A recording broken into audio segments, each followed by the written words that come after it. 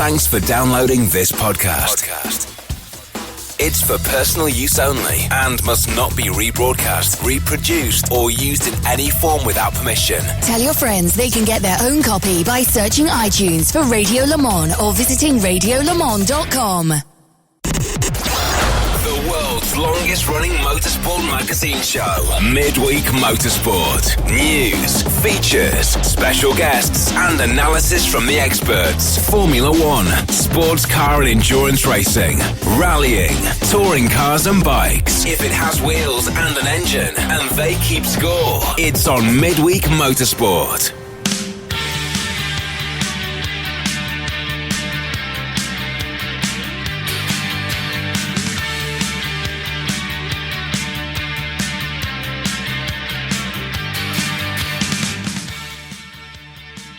Hello everybody and welcome along to a special Midweek Motorsport. No Tim Gray this week, it's John Hindhaugh and Nick Damon with you. We're hoping to get a report from Crailsey on the Liquid Moly Bathurst 12 hours, so fingers crossed for that. But let's dive in straight away with our, well, is it a top story? Is it not? Let's just do some news. All the latest motorsport news from around the world.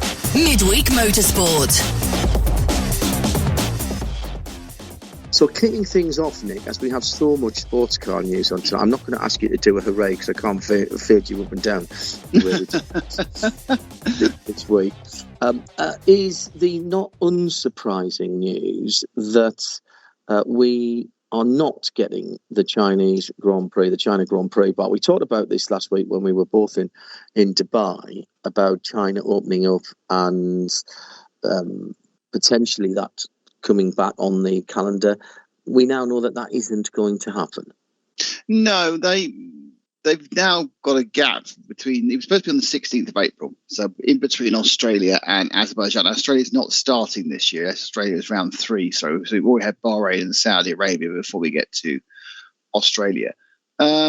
So round 4 was going to be China. It was going to be the 6th. It was just before it got called off because of the COVID regulations back in November. Was it, John? It was a while ago. Mm-hmm. And as soon as it was called off, there was kind of a feeding frenzy of, perhaps it can go somewhere else. Perhaps we can put a different race in. And some of the warmer climes of Europe were mentioned. So you had a bit of an Istanbul, a bit of a Portimao, that sort of thing, potentially. And then, of course, a few weeks ago, China decided to open back up again with kind of rather expected results temporarily, but I'm sure they got over that wave by the time it happened. And then it was like, but now we're open up again, we can go back to China, can we? And the answer is no. They decided they're going to have a really big gap. So having a gap isn't a bad thing. It gives them a rest. Having a gap after 3 rounds of the 23 isn't much point really, but and then they go to Azerbaijan and then Miami before coming back to Imola and we kind of start the European season. So it's a time for the teams to have a chance to reset. So they'll run those first get 3 races and actually have a proper time to sit down and work out what's working, what's not working, potentially bring out some fixes for cars that have got issues. So I think the teams will be quite happy about it. Lose a bit of momentum of the TV companies. It's weird to think about losing momentum in a 23 race season, but you kick off 3 races and they're all at fortnight intervals. It's just as it used to be. So it isn't going to be replaced, and it's coming back. No, it isn't going to be replaced, and this year it's not coming back. So we stick on 23. It just gives them an advantage to talk about another record season in 2024 when they finally go to 24 races, won't it? Well, this will be a record. We did we get 23 last year? If we lose one, I can't remember. Last year's now so long. All of last year's nightmare. So they're going to have 23. We've discussed that the run. Qatar is back again, of course, towards the back end of the season. Las Vegas is new. Apart from that, it's pretty similar. We've lost France, haven't we, from this year? So and they've kept things like Imola, which for fear of sounding like a constant revolving record. I've got no idea why we're in Imola. Though someone did say it was something to do with Mr. Domenicali. It's his personal home track, so always helps to know someone. not physically at the track. Well, no, he's actually living there in the, just after the first corner, first chicane. I thought you were going to say he lives in one of those flats where you can always see people. Where they hang the washing out on Thursdays, or Fridays. Okay, let's move on to some sports car news. We were at Dubai for the 24 hours at the weekend. A field. Is that the smallest field we've ever had when we've covered it? Since we've been there, since 2012. I think the first year, actually it's the smallest since the first year, I think, when they had about 33, didn't they, in year one, which, amongst others, Toto Wolff won. But yes, they've had less cars, more pace, I would say. And we were 8 laps away from a distance record. A couple of fiery incidents, I think, which contributed in terms of length to. I think we had 13 code 60. Yeah, I mean, I think as we discussed on the 3 hours. As we discussed in the broadcast, it's very hard to get distance record because even though the cars are quicker, the rules for when you have to have a code 60 are much stricter than they were 10, 11 years ago when the record was set. Ever since the Jules Bianchi incident. So, it used to be that they'd have almost a Nürburgring-esque way. You'd actually have the safety vehicle trundling back on the road whilst the racing track was live. That isn't something that happens anymore. So you do have longer periods and more often periods of code 60, which, is reduced. But we still had a pretty quick race and obviously had a spectacular race as well. Very spectacular. Let's take the TCE categories to start with. A handful of TCRs and the X's. GT4 got stuck into only for qualifying, not for the actual race, just for qualifying. Yes, for qualifying to try and balance it out a little bit. I'm quite surprised. I was quite surprised by that. But these new evolution of TCR cars seem to be less robust. We've often built them up and said that, great, these cars were built for 20-minute sprints, but here we are with them running 24-hour races. We've seen at Kuwait in December last year, and then again in Dubai last weekend, that is not necessarily the case this year, and quite a lot of troubles with steering and front suspension and vibrations, etc., etc. Yeah, and gearboxes. Yeah, I mean it's a disappointing situation. I mean, we had 10 of them last year, 5 of them this year, and of those 5, only 1 ran properly because I did the podium, and when I announced the second place finish, but they were in the pits for hours. They were still second.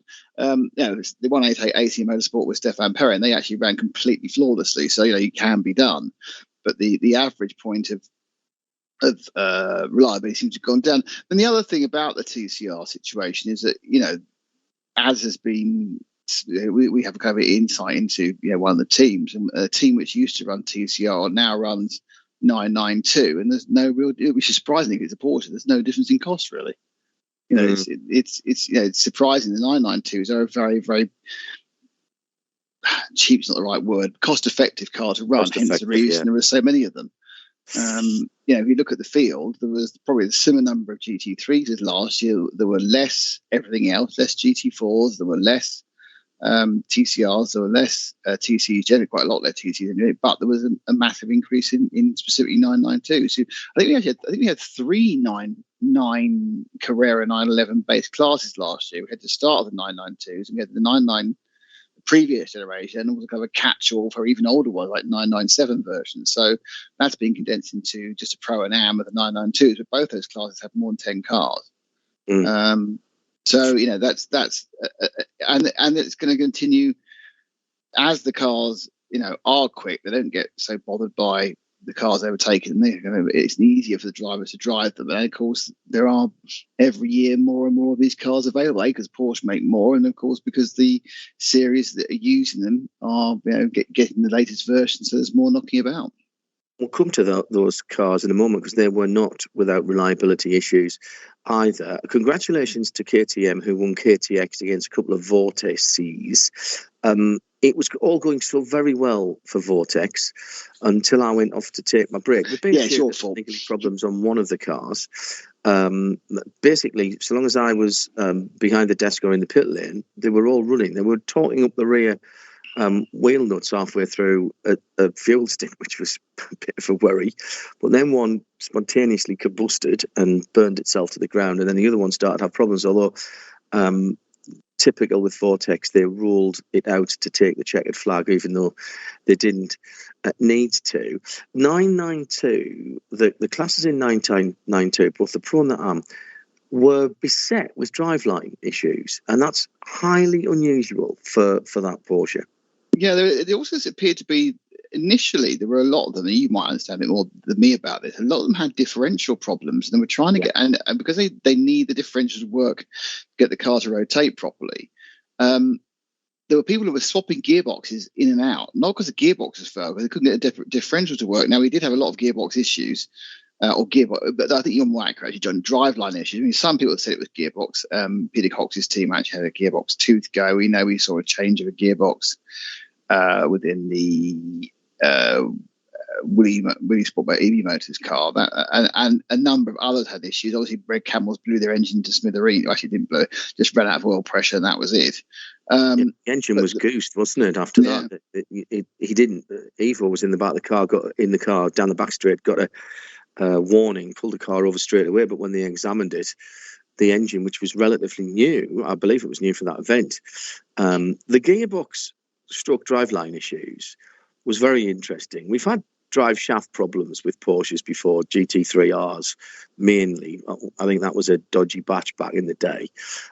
However, the biggest one was people, as Nick says, having gear selection and gearbox issues. Some people thought it was a clutch and then ended up having to replace a gearbox.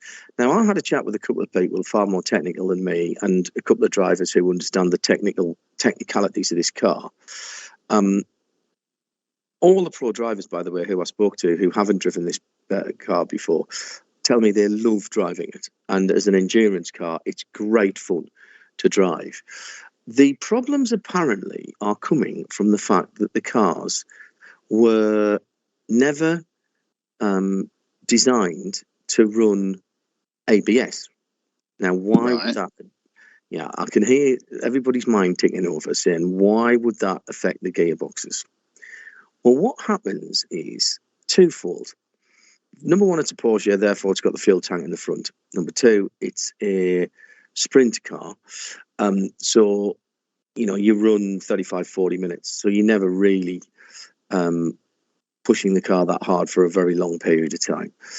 However, the biggest thing is when you add ABS, there's no brake bias to be able to push the brake bias forward, which is where you need the brake bias on an ABS car, because you want the front to be doing all of its braking. On the standard car without ABS, the brakes are far more balanced because, of course, you've got all the weight, the engine, etc., is at the back of the car. Now, what that means is, generally speaking, most people on an ABS car, what do?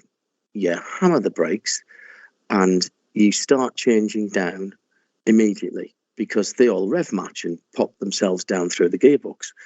Well, apparently when you do that, because there's slightly too much brake bias on the back, it's momentarily locking the rear wheels. The ABS can deal with that.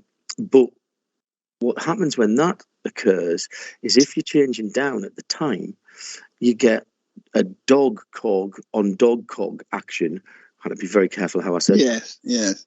So they're not meshing through the gears, and that's what's putting the pressure on the dog rings. And it's apparently the way to do it is to drive the car as if you can't heel and toe. If it was a 3-pedal car and you can't heel and toe, so you come steaming into the corner, you brake. Don't touch the paddles. Don't touch the paddles. Now shift down 3 really quickly. Bang, bang, bang, and that makes it much less likely, because at that point you're already bleeding off the brake pedal to rotate the car into the corner. Really, really interesting, that.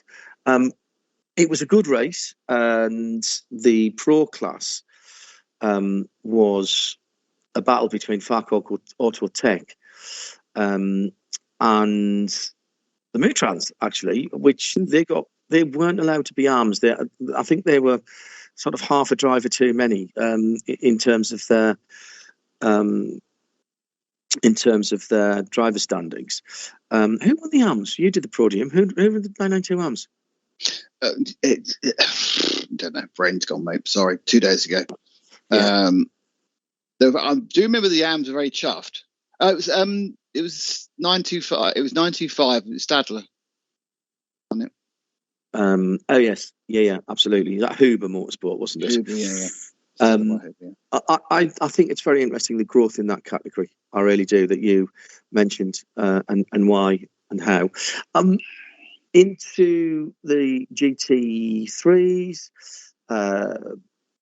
almost picture perfect. In fact, I think it was a picture perfect run for CP Racing. They took the AM class. The Pro-Ams were second overall and might have won the race. 42 minutes left in the race when the lead changed for the final time. And that, of course, was Herbeth. A real return to form from Herbeth after a season last year that was difficult and probably forgettable. You made a point in the race, which I thought was very interesting, about them having effectively their full quartet of drivers for this race. Yeah, they because of the fact they've started running other cars in the Preventive Championship, and of course they already run the cars in ADAC and they run the cars in LLS. It was very rare, and I don't actually think they did at any point last year run that core four. As we know, last year's Dubai, they had an incident in practice and didn't even start the race. So that was with the four, which of course is Robert and Alfa Renau, Ralph Bond, and Daniel Allenman, who been the class of the field since we've certainly the last 7 or 8 years. And also the people who really understood the tactics of running the event.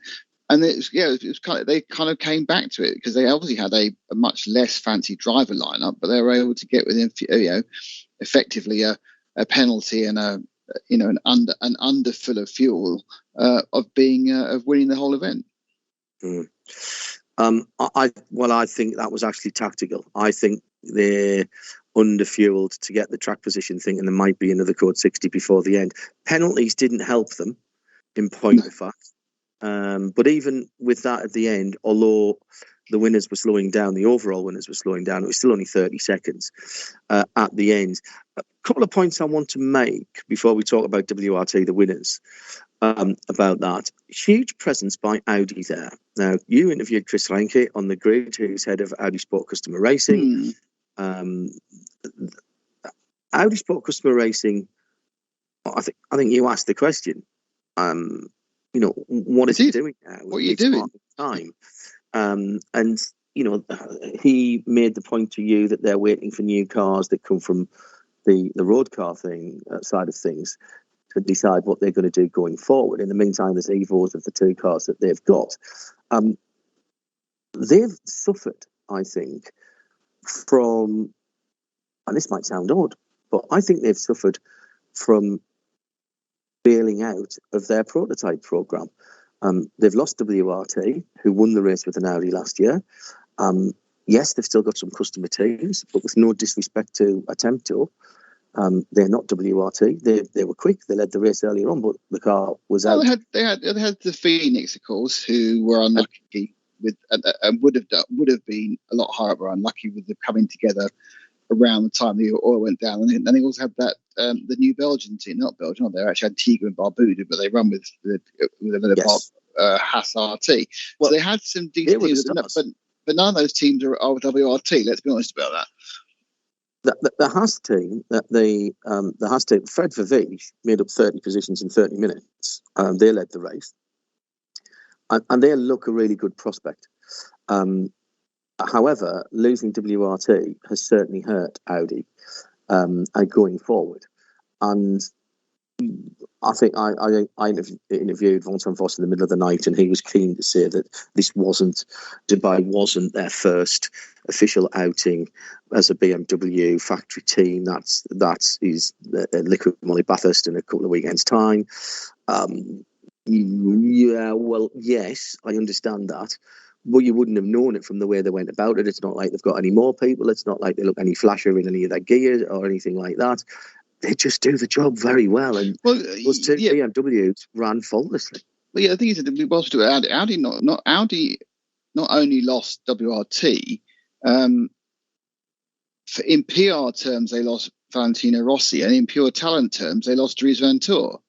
And those are two pretty big losses for an organisation. Now, and the problem for Audi is that they are effectively now treading water till 2026 when they actually start the F1 program, because they haven't got any other top line motorsports to wave at anybody apart from, I say, some obviously some GT3, but with the R8 leading that's going to get overtaken over time.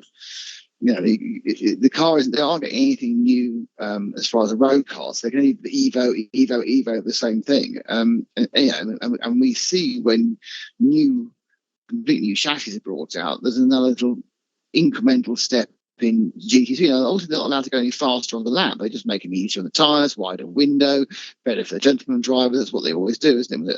As they develop them. And Audi are in a situation very much where they really have nothing racing wise to offer until the big one. So that's why they've lost a number of drivers who are on their sort of books and their talent books, and because they haven't got DT anymore, they haven't got a Formula E anymore, they haven't got a prototype program anymore. They've got the big one, but years away. But on a broader point, Nick, and by the way, congratulations to WRT first and third, and to Herbert for giving them a run for their money. The German car domination of Dubai 24 continues. Best non-German car, I think, was the Vision French car, which would have done better if it hadn't run out of fuel. Very good point. It ran out of fuel and lost about a lap and a half, or perhaps even 2 laps, because obviously had to get pulled in and pushed in and everything else, and just lost time. But it was just simply because it ran out of fuel. So going back to the Audi thing, but where does it leave Chris Renke and customer racing? Because Formula One is customer racing. That's the problem, isn't it? It's a really good question. I don't know. I mean, I obviously we aren't as really, you and I aren't as privy to German national racing, of which there is a large amount. There's a lot of events we don't really have a huge understanding, or understand the wrong word, a huge interface with the ADAC Masters, which has a large number of cars, and obviously we do have a less and that something. So there are cars being sold, but as far as promoting the brand, not sure, to be honest. Okay, not sure. They've nailed their colours to a mast, and that's fine. Obviously, it's a mast I'm particularly interested in, but they are sitting around with this year, next year, and the year after with no frontline motorsport. Yeah, good event though. Enjoyed it. We did have a few splashes of rain. It got floppy at one point. I think it did get very. It went beyond spitty, which is spotty and ploppy, but then it never actually settled. I mean, it did grease the track up, and they lost about 2 or 3 seconds of that, weren't they, at that point? But no one. We had a couple of spins, didn't we, as well? But that was about as far as the chaos got. If we had rain properly, it'd been very interesting. The third round of the Middle East Cup is at Abu Dhabi this weekend. That's a 6-hour, and the rest of the Creventic Hankook 24-hour series season starts in Europe. All the details, of course, are on 24hseries.com. Thanks for your hard work at the weekend, Nick, and thanks for joining us on Midweek Motorsport Series 18, episode number 2. See you in person next week. Well, I'm delighted to say that joining us, a bit of a surprise guest, but it's fantastic to catch up with John de Geest, the man behind Sportscar 365. First of all, John, thanks for joining us. And as I haven't spoken to you, I know it's bizarre saying this halfway through January, but Happy New Year. Yeah, Happy New Year to you as well, John. Was the holiday period kind to you? I don't seem to see that you guys had very many days off at Sportscar 365. I think if I went through the days where there was no posts between just before Christmas and now, there would be very few of my fingers that I actually had to rely on. Yeah, that's true. We had some banked content, some driver of the year, team of the year, kind of season review elements that we worked through. But generally, it was a pretty relaxed holiday, few weeks. So it was good to sort of get that over with, and now we're in full on into the preparation for the Rolex 24. IMSA have the IMSA teams and IMSA themselves. They seem to have got more things right than they've got wrong by a considerable margin. The positivity that's coming out of all of the IMSA series, but particularly for the Rolex 24 this year, literally a full grid. In fact, some decisions had to be made by IMSA about who gets on the grid. Now, we had President of IMSA, John Doonan, saying, that would be a nice problem to have. It was a problem they did have, John. Yeah, they had over 70 entry requests. I've heard it was 72. Not sure if that's the actual number or not, but still IMSA had confirmed it was more than 70. And initially there was only 60 spots on the grid. Since then, we've had a 61st entry with the Sun Energy One Mercedes. And that was an interesting surprise as a bit of a last minute addition.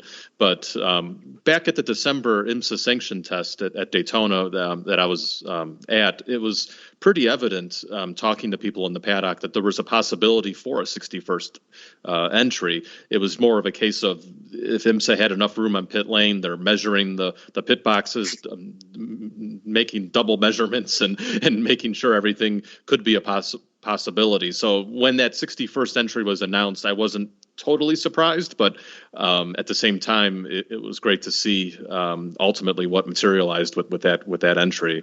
But looking down through the rest of the list, it's an unbelievable assembly of drivers, teams, cars. We've been talking a lot about the GTP class, obviously 9 entries there with representation from Cadillac, BMW, Porsche, and Acura. And I think all 4 of those manufacturers are heading into the race with a lot of questions on their back because they don't know if these cars are going to be able to be bulletproof. How reliable are they going to be heading into the 24? That was the big talking point in the December test. And I think that was certainly still something that on a lot of people's minds through the holiday season. John, is it possible to say that any one of those manufacturers is in a better spot than the others? They've all done quite a lot of testing. I think Porsche have done probably the most because, of course, they were the ones who had the cars on track, but they didn't necessarily have all of the car on the track at the start of their testing because there was some delays with some of the mandatory parts. Is there a clear favourite as we go into Raw weekend? My money would be on Porsche just because they do have the experience. They have the most miles. I think they completed 32,000 kilometers in testing so far. They're coming off a shakedown at it was Sebring actually over the course of last weekend with both of their cars. So I think. Yeah, it would make sense for Porsche and Penske to be the favorites maybe heading into the Roar, but then you look at the others and they're also quite strong as well. I was really impressed by the speed of the Acura at the December test. They were unofficially quickest, but then that was before the BOP table came out, and it seems that the Acuras got pegged back a little bit in terms of the RPM limit, at least in terms of what the RPM was supposed to be announced for the Acura ARX 06s. So that's an interesting little nugget to sort of see how that unfolds over the course of the weekend at the Roar. And then there's BMW and Cadillac as well. Cadillac has the second most amount of mileage with their cars. They looked very stable at the test in December, very consistent.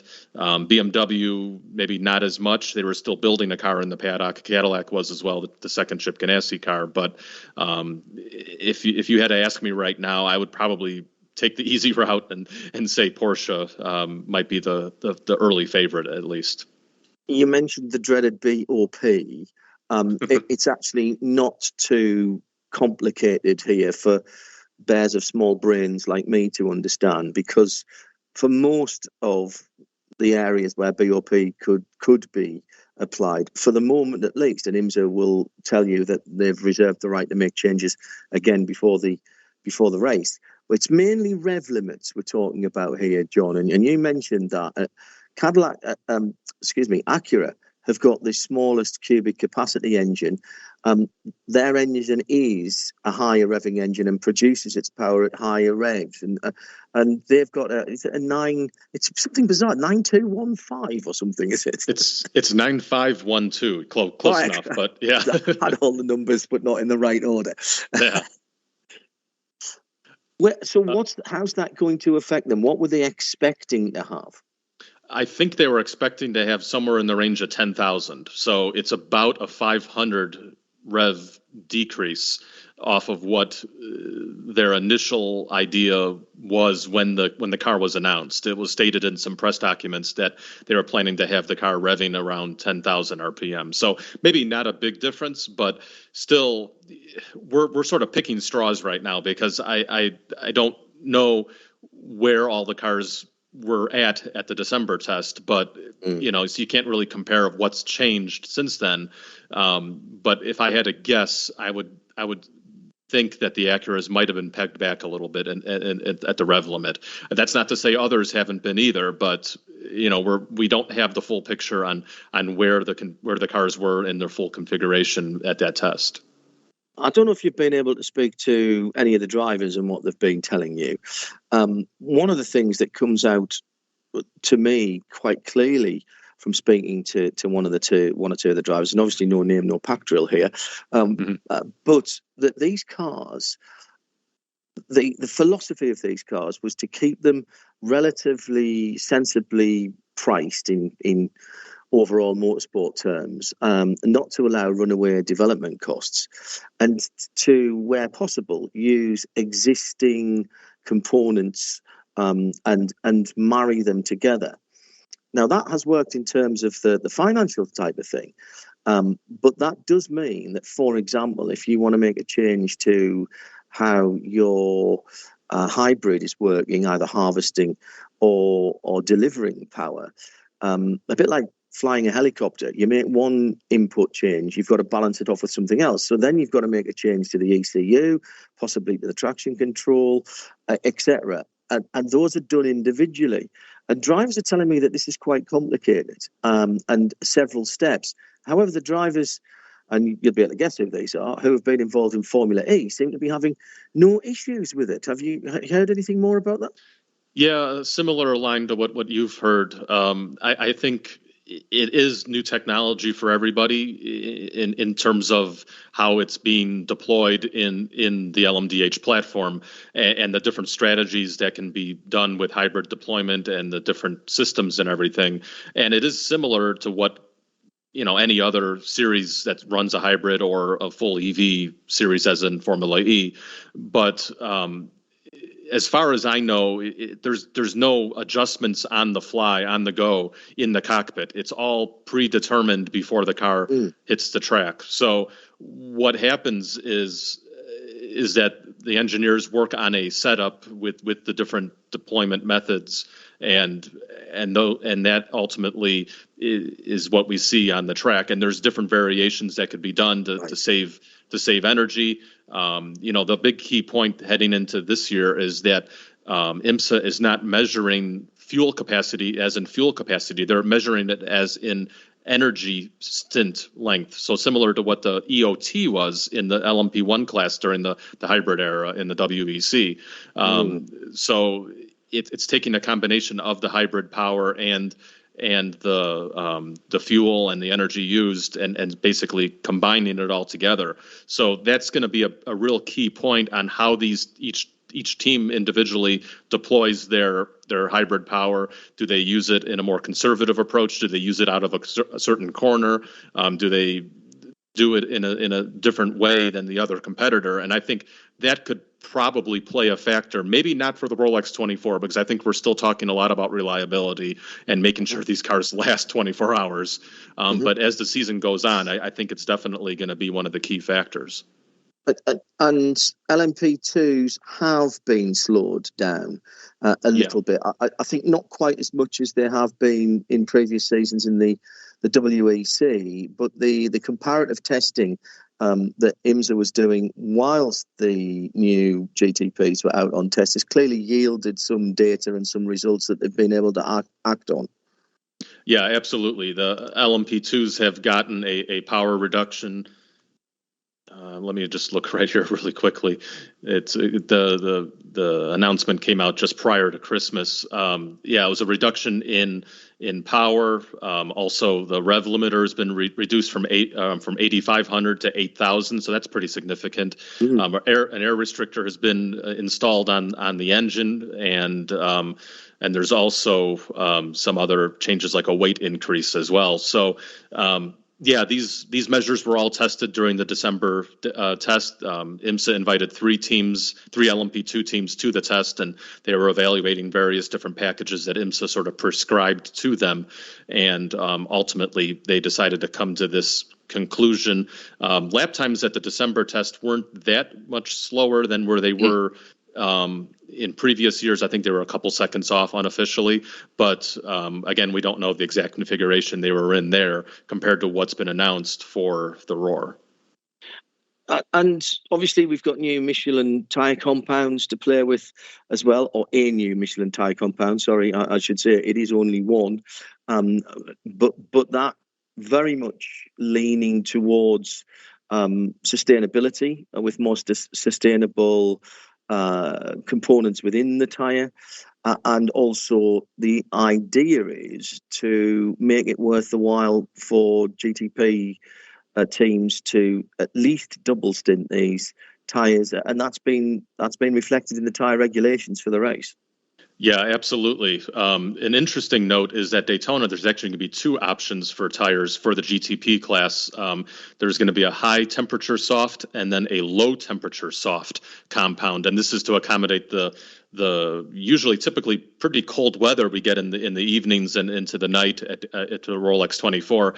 I don't know if the forecast projections are sort of accurate so far, but it looks like it's going to be a little warmer than we typically used to. But then again, all these adjustments had to be announced and planned months in advance for IMSA and their tire partner Michelin to get it all set up. But like you said, John, there's a definite decrease in tire allocation for the GTP teams. Last year they had 38 sets to work with, and now they're going to be allowed up to 25 between for the Rolex 24 event, not counting the tires that can be carried over from the Roar. So that's a significant decrease, and when you figure in that you can only actually use 20 sets in the race itself, that means teams are definitely going to be double stinting, and that's certainly going to add a new dynamic to the race.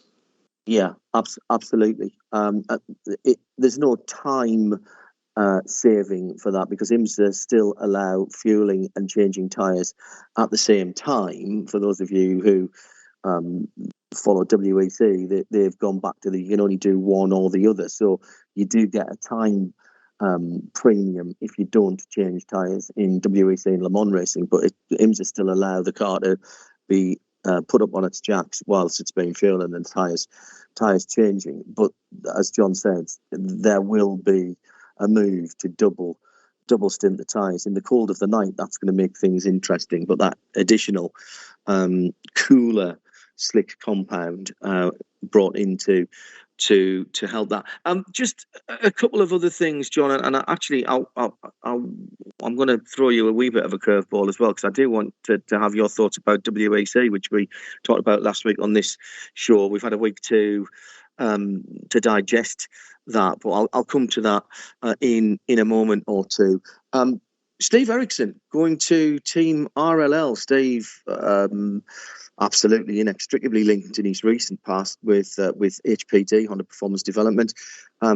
Piers Phillips moving away from RLL. He was president of racing operations. I think Ericsson, very well respected within the industry. A good hire for Bobby Rahal and RLL BMW? I think it's a great hire for the team. Obviously, they needed somebody to sort of help fill the spot that Pierce had. Pierce was, I believe, the president of the team. Now Steve is the chief operating officer, so a little bit of a different position. And I don't think the president position is going to be filled. The Brandon Fry's been promoted to a vice president of operations for the IMSA program, for instance. And I think a similar thing will be made on the IndyCar side for that the person, his counterpart over there. Nonetheless, I think having Steve on board is a great thing, and it actually comes full circle because I think he actually started his IndyCar career as an engineer for Ray Hall back in the day, back in the 90s. So it's cool to sort of see him rejoin the team all these years later, and coming off of a 2-year stint with Cadillac Chip Ganassi Racing. That's where he ended up going after leaving Honda Performance Development after that very long stint there. So it'll be interesting to see how it all unfolds, but certainly I think that this is a great hire for RLL, especially as they've just expanded into a brand new state-of-the-art shop and looking at some really big important programs this year. In our case, talking sports cars, it's the BMW LMDH program in the WeatherTech Championship.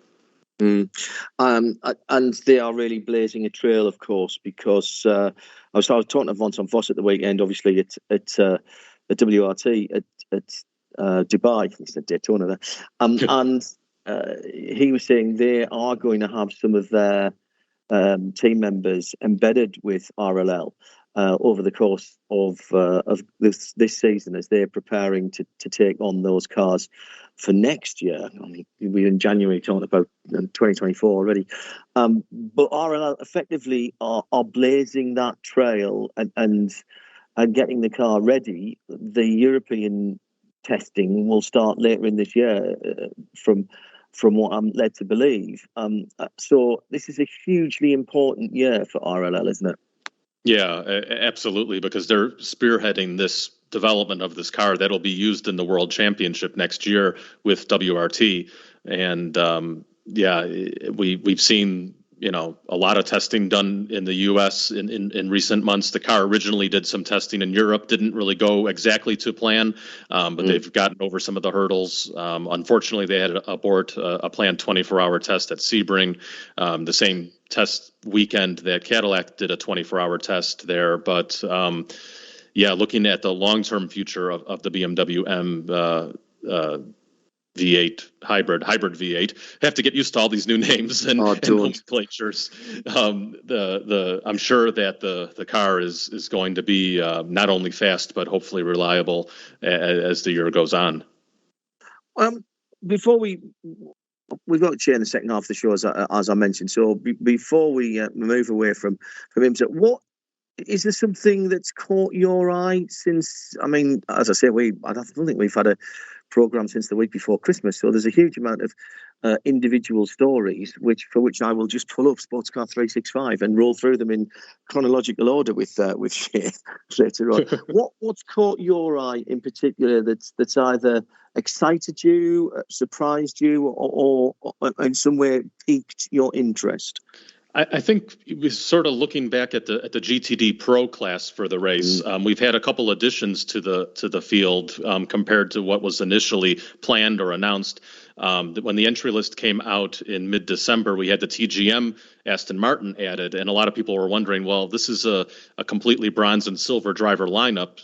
Why are they in the Pro class? And based on what I have heard, the idea is that the drive time requirements are different in Pro, and that means somebody like Ted Giovannis could do less driving in the race and not have to do the full, I think, what is it, 5 or 6 hours that's required by a bronze or a silver in GTD. So this is a way around that. And then we had another addition to the GTD Pro class. That was the Turner Motorsport number 95 BMW.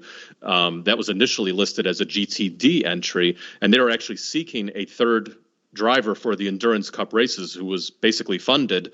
They didn't find that driver, and they brought John Edwards in instead, BMW factory driver. He's going to be joining Bill Auberlen and Chandler Hull for the Endurance Cup races in GTD Pro. Then Hull and Auberlen will be in the car for the GTD season for the Sprint Cup races. So that's an interesting little late development as well. And if you had to say another surprise, maybe not surprise, but just looking at the overall strength of a certain particular team, I'd have to say I'm really impressed by how Iron Lynx has assembled their lineups, including the Iron Dames effort. 3 cars, 1 in Pro, 2 in GTD. Newly minted Lamborghini factory driver Jordan Pepper has joined Roman Grosjean, Mirko Bartolotti, and Andrea Caldarelli in the number 63 Lamborghini. Then we have the regulars in the other 2 cars in GTD. But seeing how they sort of undertook the test at Daytona, they were the only Lamborghini Huracan Evo 2 that was there in December. They looked to be quite well oiled already with sort of adapting to the IMSA scene. So I think that's definitely a team to keep an eye on this coming weekend. I'm not going to ask you for predictions because it's too early, and we've got the Raw. Yeah. And we'll, if you wouldn't mind, we'll speak to you, if not over the Raw weekend, certainly in the build-up to and during the Rolex 24 up in our Erie. Here at Daytona, and would love to see you over, John. Sure. If you'd come over, thank you for that. Before I let you go, though, I do want to have your perspective on the WEC entry list that came out last week. Nick and I discussed it when we were in Dubai. A couple of things, a couple of points straight off the bat was the briefing that was coming out of the WEC was that there would be 36 cars, and they've actually announced 38. Of course, there won't be 38 all season because the custom Porsches aren't there. Was that a surprise to you that there was 38 rather than what has always been said to us, all pit lanes 36, when we get to flying again, it only has to be 36? So was that a slight pleasant surprise? Yeah, I was surprised by it too, and it is a pleasant surprise to see more cars. Obviously, I think they had to turn away a few. We know of at least one in the hypercar class that is not been given a full season entry. Van Wall with the Bicolis run effort has been given a full season entry, so that's great news there. But yeah, the number is sort of surprising because it was always my understanding that the entry needed to be kept around 35, 36 cars for freight purposes, especially if you have to air freight cars around the world. I know WEC has gone to more of a sea freight system lately, and maybe that's what's allowed them to do this. But at the same time, there's a holdup at the Fuji round in terms of pit boxes. That was always, I think 34 was the maximum there. But we actually had a team, I think, two teams that shared a pit box this year. So I think maybe that's a similar philosophy that WEC will be taking, maybe if all 38 end up showing up for the penultimate round of the season later this year. In terms of those 2 Porsche customer entries, they have both been given full season entries. We'll talk about Isotta Fraschini in a second and Vector. They're not going to get their cars at the start of the season. The guys I've spoken to at IMSA, with John Church and even the Proton guys as well, I've spoken to Christian Reid about this. They might get their cars for Le Mans. End of April is the target, but Thomas Laudenbach even then has said that's Thomas Laudenbach, who's the head of Porsche Motorsport, has said that could be pretty ambitious. Yeah, I've heard that it most likely will be end of April, but yeah, getting them for Spa I think is going to be a challenge. And previously the WEC said you need to at least show up by Spa in order to go to the 24 Hours of Le Mans. So it'll be very interesting to see if any exceptions are made for these 2 entries. They're obviously well-oiled teams in Jota and Proton competition, but it's both teams' first time operating in the top hypercar class. Joda's had so much LMP2 experience, but jumping up to something like this is a little bit different. And Proton has been a GT team for all of its life, outside of doing the Rolex 24 with an LMP2 car that we'll be seeing this weekend. But I'm curious to see how it goes. Spa is the end of April, and I think it's going to be really up against the clock to see if these cars will be there, or if an exception would be made for them to make their debut at Le Mans instead. Full season entry for Glickenhaus. We've not seen them do a full season entry. Not always their decision and their choice. Obviously, their first year they were still getting the car specification finalised. Peugeot did exactly the same, so no criticism labelled there. And looking for a second Le Mans entry as well, as are a number of people on that list. Does it, again, is that a pleasant surprise that Jim is bringing a full season Glickenhaus entry? Well, they've submitted a full season entry and they've been given a full season entry, but that doesn't mean they'll actually do the full season. So it's a little bit of an interesting one. I spoke to Jim during the Qatar event announcement last month, and he confirmed that they were submitting a full season entry request at that time, and obviously they've gotten that. But he said there was still some question on whether they'd be at Sebring for the season opener due to funding situations. I don't know where they stand right now with that, but let's wait and see. They were a full season entry last year, and they ended up missing the final 2 rounds of the season. I think it's important for WEC to still have privateers in the top class, and I think that was a big factor for them accepting this entry, considering they were effectively the first privateer with building a car to these regulations. So that says a lot about their commitment and level of support looking at this program. So let's hope that they do as many races as they can, but I'm not so certain we will see them for every single race this year. They have. I know I'm doing that as well, John, don't worry.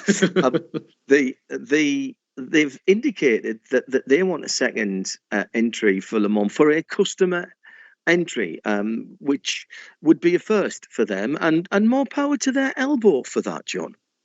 Yeah, absolutely. I know Jim's been trying really hard to sell cars. There was talk of another entity looking to potentially run 1 or 2 of those cars in the WEC this year. It did not materialize, but it's a proven commodity. It's a non-hybrid. There's less technology there. It's easier to run than a pure hybrid-powered LMH or even an LMDH, I think. So the costs are pretty well reasonable. I think he had a price tag somewhere listed. I don't remember the exact dollar amount or euros, but it seemed relatively reasonable to me. And I think for any privateer out there that would love to take on the World Championship and take on the Davids of the Goliaths of the World Championship in a David of a program, I think it's a great opportunity. So hopefully maybe they can get the second entry for Le Mans. We'll have to wait and see. There's a lot of other teams looking.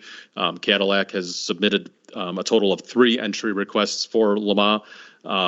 We believe 2 of them will have been already confirmed with the full season Chip Ganassi Racing Run car, and then the Action Express car, which is going to be, I believe, an entry from one of IMSA's auto invites get into the race.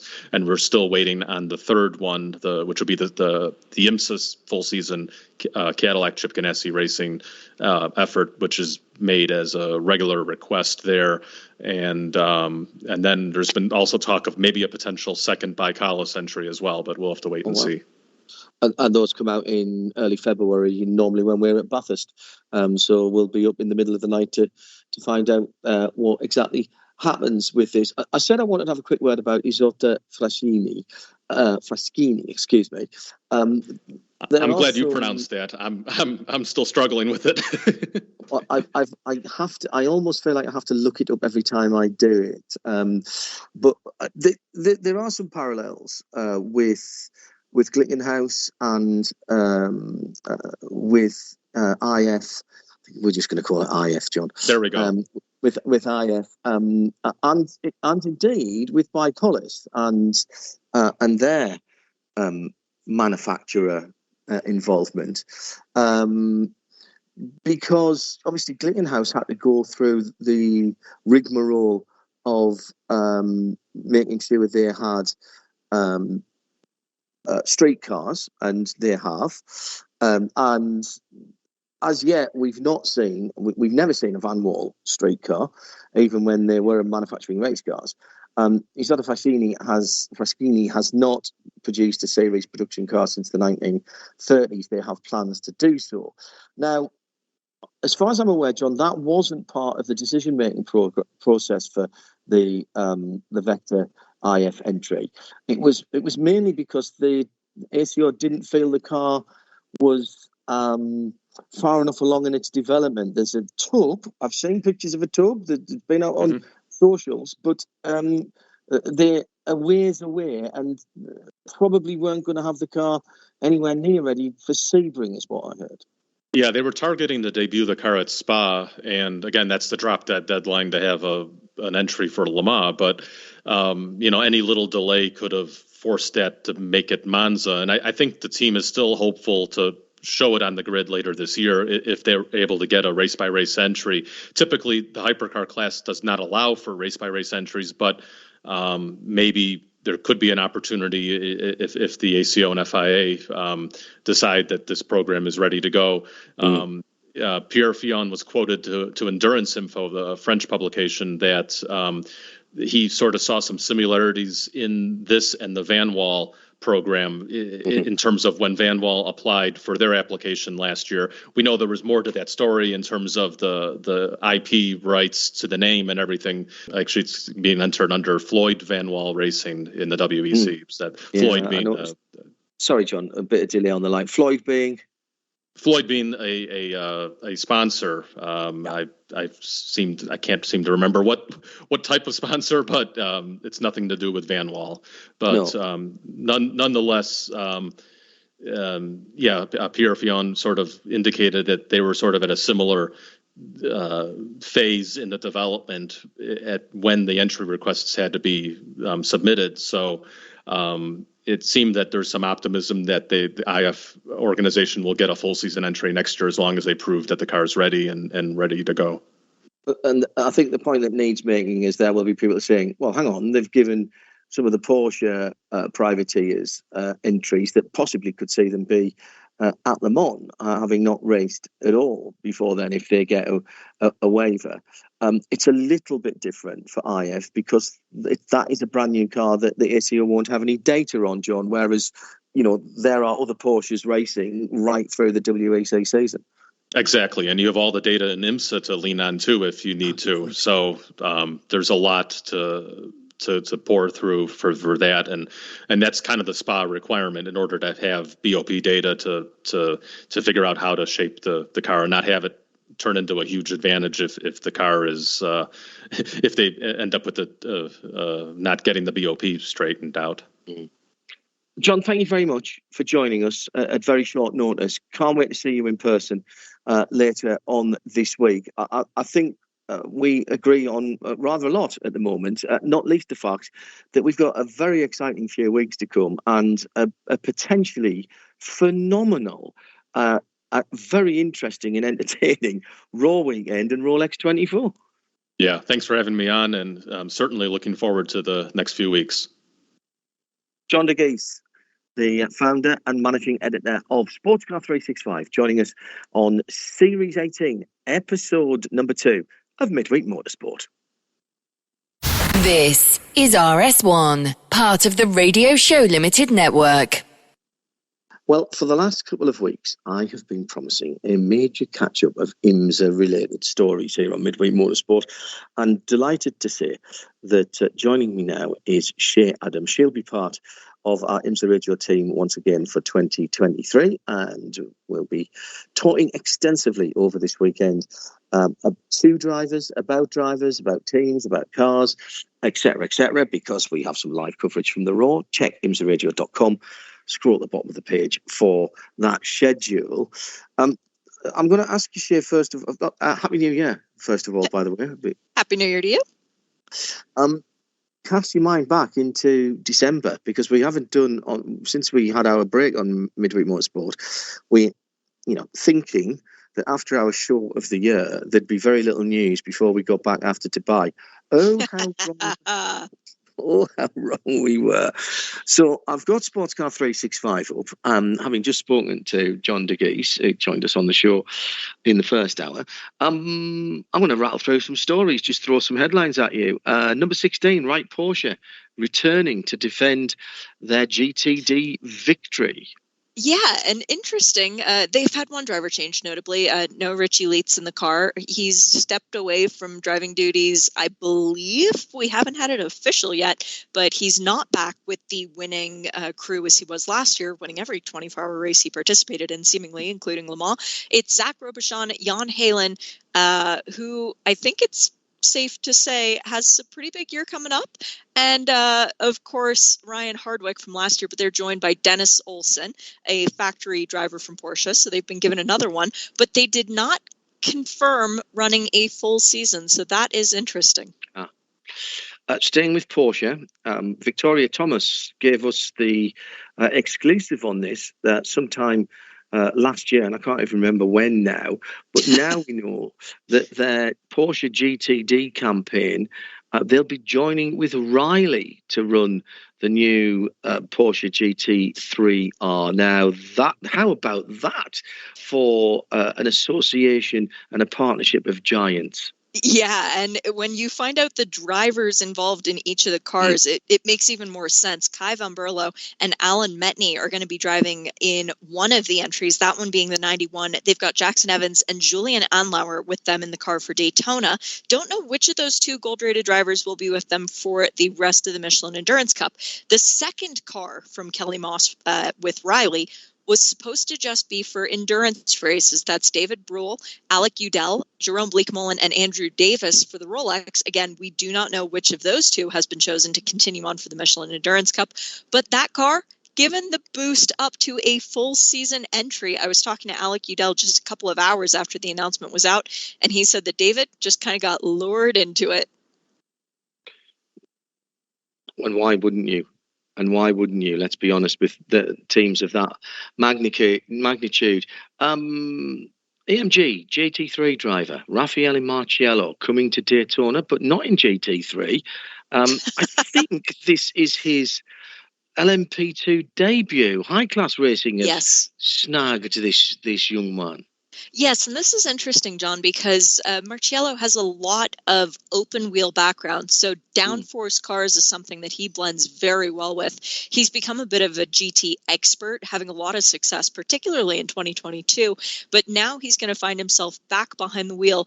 Well, of a prototype for the first time, yes, but of a car of that ilk, he will for sure be among the fastest drivers in that class. And I can't wait to see how he stacks up, in particular against Guido van der Garde, a guy who's always kind of been the gold standard, or platinum standard as it is, for the LMP2 cars at Daytona.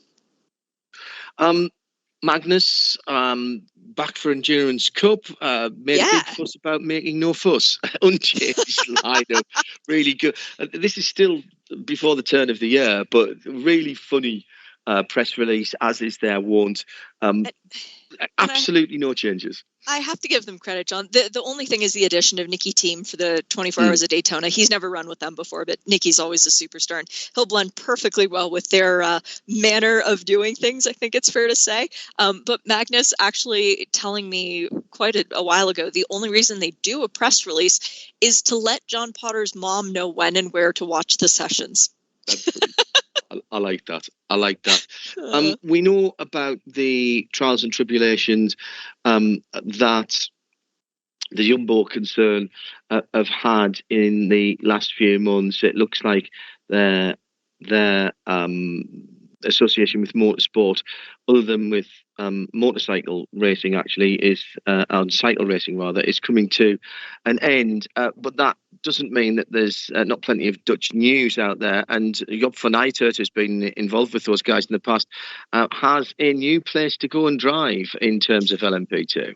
Yep, I mentioned him a couple moments ago, but Guido van der Garde are bringing Yub into a car with him. They've got Josh Pearson for the endurance races. Guido and Francois Hérault, who's a driver we know from WEC from the last year. He also ran Daytona last year, but this time it is a full season effort with TDS Racing. They have a second car as well. That's Stephen Thomas, Mikkel Jensen, Scott Huffaker for the endurance races, and then Renus VK for the Rolex. So TDS is definitely bringing out the big guns. We knew that Ben Keating wanted to come and do Daytona, which means we're going to get the Wins livery on a prototype, which we're very excited about. And look at the drivers that Ben has got to join him at PR1. This is with an asterisk on it, John. I am genuinely curious about this because Ben Keating has been a mastermind at finding sneaky silvers. Not that there's anything wrong with that. He's played the game perfectly. It's part of the game. But every sneaky silver he's had in the car with him, let's think back, Mario Farnbacher was his endurance driver one year. Felipe Fraga has been with him for I don't even know how long. And then he got bumped up to gold and kept Felipe on board. This year, the silver is Alex Quinn, who, by my research, hasn't done a lot of racing to date. But the other two drivers in the LMP2 car with Ben, Paul-Loup Chaton, winner of the race in 2021 and an ELMS champ 2 times over, and Nico Lapierre, 4 times a winner of the 24 Hours of Le Mans, hasn't had the best luck at the Rolex, but looking to set that right. Yeah. Era Motorsport have picked up Ollie Jarvis. Yeah, that is the acquisition of the offseason as far as Daytona is concerned. Oh, look, I found an Ollie Jarvis and nobody's claimed him mine. That's when you just kind of, put him under your arm and walk away quietly. But Ollie coming to work with Ryan Dial, I love this combination for the Rolex because Dwight Merriman is a gentleman driver through and through. There's no shame in that. He's actually got a pretty cool background that I learned about by happenstance by listening to a Planet Money podcast in the off season, but more on that when we get into the Rolex. But Christian Rasmussen is their third driver once again for the endurance races. Christian, who drove with them at Petite and was pretty darn impressive through the practice sessions. He's a young man on the road to Indy, if you will. So for Ryan and Ollie to be able to shape him and see what they can make, that's going to be a fun lineup. There's Shea Adam, if you haven't already recognised her voice, is back with us. I did say Happy New Year to her. Already had the tweet saying that we haven't heard Shea's proper greeting. So joining us on Series 18, Episode 2 is Shea Adam. We'll go through some IMSA news with her. Hello, Shea. Hello. It's official. She's back. Winwood, GTD, we've got them in a lineup and they're coming back to Michelin Pilot Challenge as well. I love this because, John, we have been friends with Bryce Ford for how long, giving him grief about stepping out from behind the driver's seat. And you even said, Bryce, it's an addiction. You'll be back. He's back. And he's found a pretty decent little peddler to go with him. That would be none other than 2017 Daytona 24 winner Daniel Morad. Factory Mercedes driver is going to be with Bryce for the entirety of the season. Meanwhile, the GTD car continues for Russell and Phil Ellis with Indy Doncha back again. Indy, who drove with Russell for many years in the Michelin Pilot Challenge. And then they've got their DTM superstar as well, Lucas Auer, back in the car just for Daytona. AWA, 2 cars, LMP3 for Daytona. Yeah, we've got Ori Fidani back again with Matt Bell. I really hope that's the pairing that sticks throughout the course of the season. They teamed up starting at Road America last year as a duo, having driven together a couple of times throughout the year, and actually found Ori's first podium as a result of that. They've got Lars Kern once again for the endurance races, and Moritz Krantz is joining them for Daytona. He was a superstar there last year during the qualifying race. The second car, we find Anthony Mantella, so another Canadian driver, and a name that we know from many years ago, John, running in the Michelin Pilot Challenge. He drove a Ford Mustang way back when, but he has Wayne Boyd in the car with him for the full season.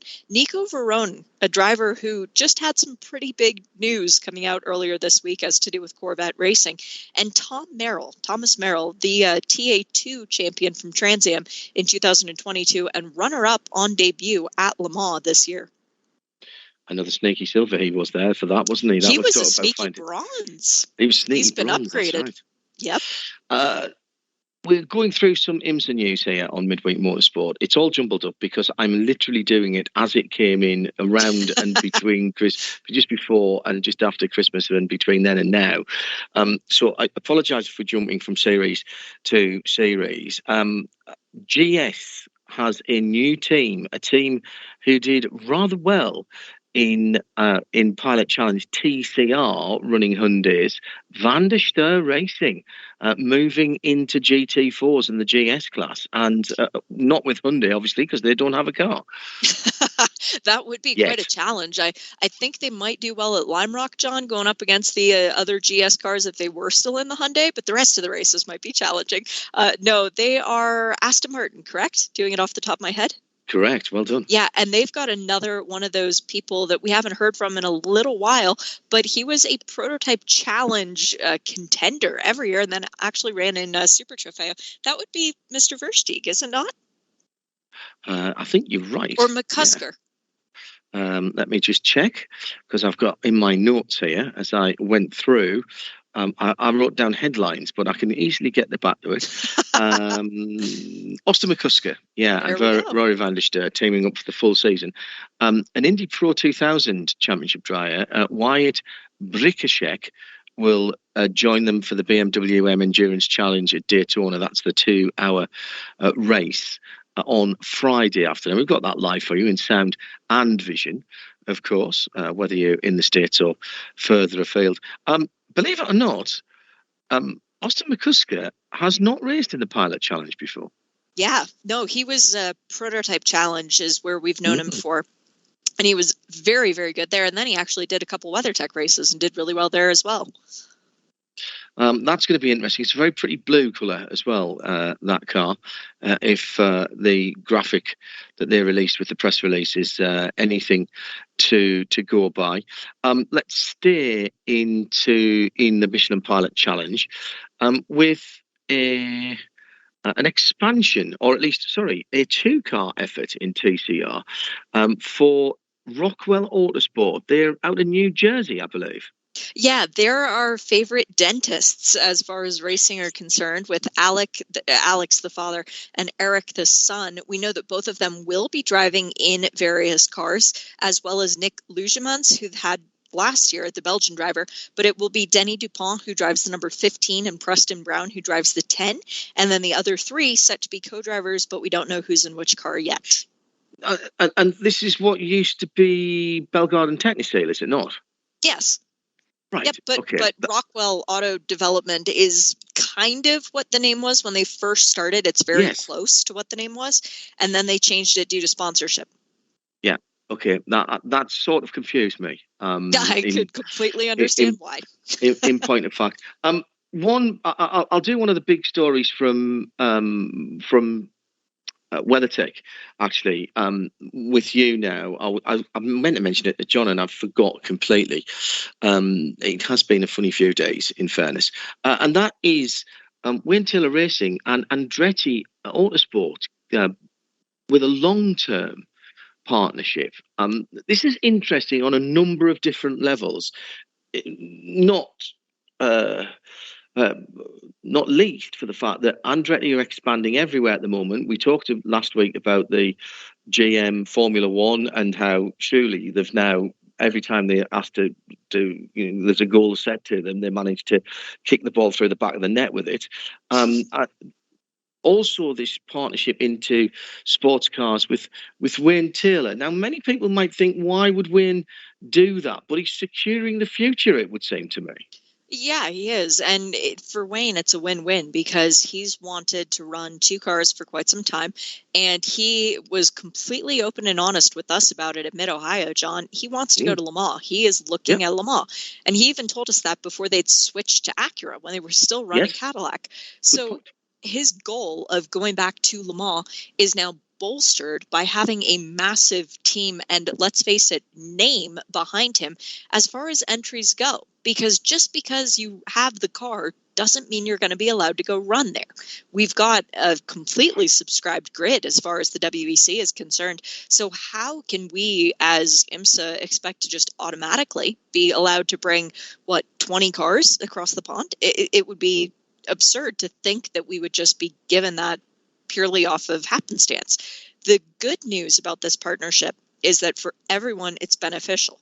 Andretti now get to run a GTP car as well, which was something that they had been trying to do, and then it never came to fruition. Now it works for everybody. It's a completely symbiotic announcement. Yeah, it sort of, for the outset, you go, oh, that's really good. And then you sort of think, hang on a minute, why did Wayne Taylor, are they in trouble? Well, no, it's not that at all. No. And as Sia says, this is about a win-win for everybody, including, I think, IMSA in this, because we get the Andretti name, which, let's be honest, in America is huge. It is one of the heritage names, and it is one of the legacy names within American motorsport, within US motorsport. And Wayne Taylor gets long-term stability with what he's doing. Are they going to move the operation to this new Andretti super site, or will Wayne continue where he is? That I don't know, and it wouldn't be a far stretch for them to move because they're already based in Indy. It would be a bigger facility, but it also wouldn't be the worst thing to keep their sports car division somewhere else. I genuinely don't know. Because they're in Brownsburg, aren't they, from memory, somewhere like that. I think so. Which, as you say, I don't think is that far away from the new Andretti super site. We wish them all the best. I enjoyed it when we had Andretti in with Acuras in the past, and of course there's the other link, isn't it? It was the old Acura ARX that Andretti, including Marco, was driving for them. I'll never forget seeing Marco go through turn one at Sebring, at the Sebring Wheels Down Winter Test, as it used to be called, and 4 laps in a row he went through absolutely flat out, and I was standing on the golf cart at turn one with the IMSA safety truck in front of me. And do you remember Big John Z? Oh, yeah. John looked up at me and I looked at him, and he went, he was flat there, wasn't he? I went, yeah, no, it can't have been. Wait till the next time. Well, there'll be a lift. And the next 3 times Marco went through absolutely flat. And that's a bumpy place to go through flat in those cars. And they had a lot of downforce. So they were quick through there. So welcome back. And I can't wait to see if that has influence on any of the driving talent as well. But we'll see how that develops. Now, you're going to have to give me a little bit of information on this, because here is a team from GT World America who are coming into IMSA for the endurance racing with a 296 Ferrari. Do I say that? Triarsi Competizione. Okay. They are a very accomplished team as far as GT World Challenge is considered, having won the AM Championship this last year. I think they were 3rd in it the year before. But it's Onofrio Triarsi, who is a guy who's got a Ferrari Challenge background. This is also a team I know very well from Ferrari Challenge. And a name, it might just ring familiar to you, John, Charlie Scardina. He's been driving with Onofrio because they are brother-in-laws. Charlie is married to Onofrio's sister, I believe is how it works. Charlie used to run IMSA GT3 Cup. He finished 2nd in the championship back when I was still in high school, a long time ago. But my dad coached him, so I've known Charlie for a very long time. He and his dad are Ferrari nuts. So the fact that, and I say that with love, the fact that he can come make his debut at the Rolex 24 Hours of Daytona in the beautiful new 296 GT3 with a Ferrari team that is run by his brother-in-law, alongside Andrea Bertolini, Nick, calm down, and Alessio Rovero, factory Ferrari driver with whom they drove at the Indy 8-hour. It's a really good, sneaky lineup. If I was to say Cameron Shields, Christopher Allen, John DeAngelis, and Connor Bloom. Performance tech. Yeah, very good. Ligier JSP 320. That's their Rolex lineup in a black and red car. The number 38 will continue for them. So that at least is one new livery I don't have to worry about learning. Correct. 3 of the 4 of them are Rolex rookies. 3 of the 4 of them are WeatherTech rookies, Cameron Shields being the exception to that, having run last year.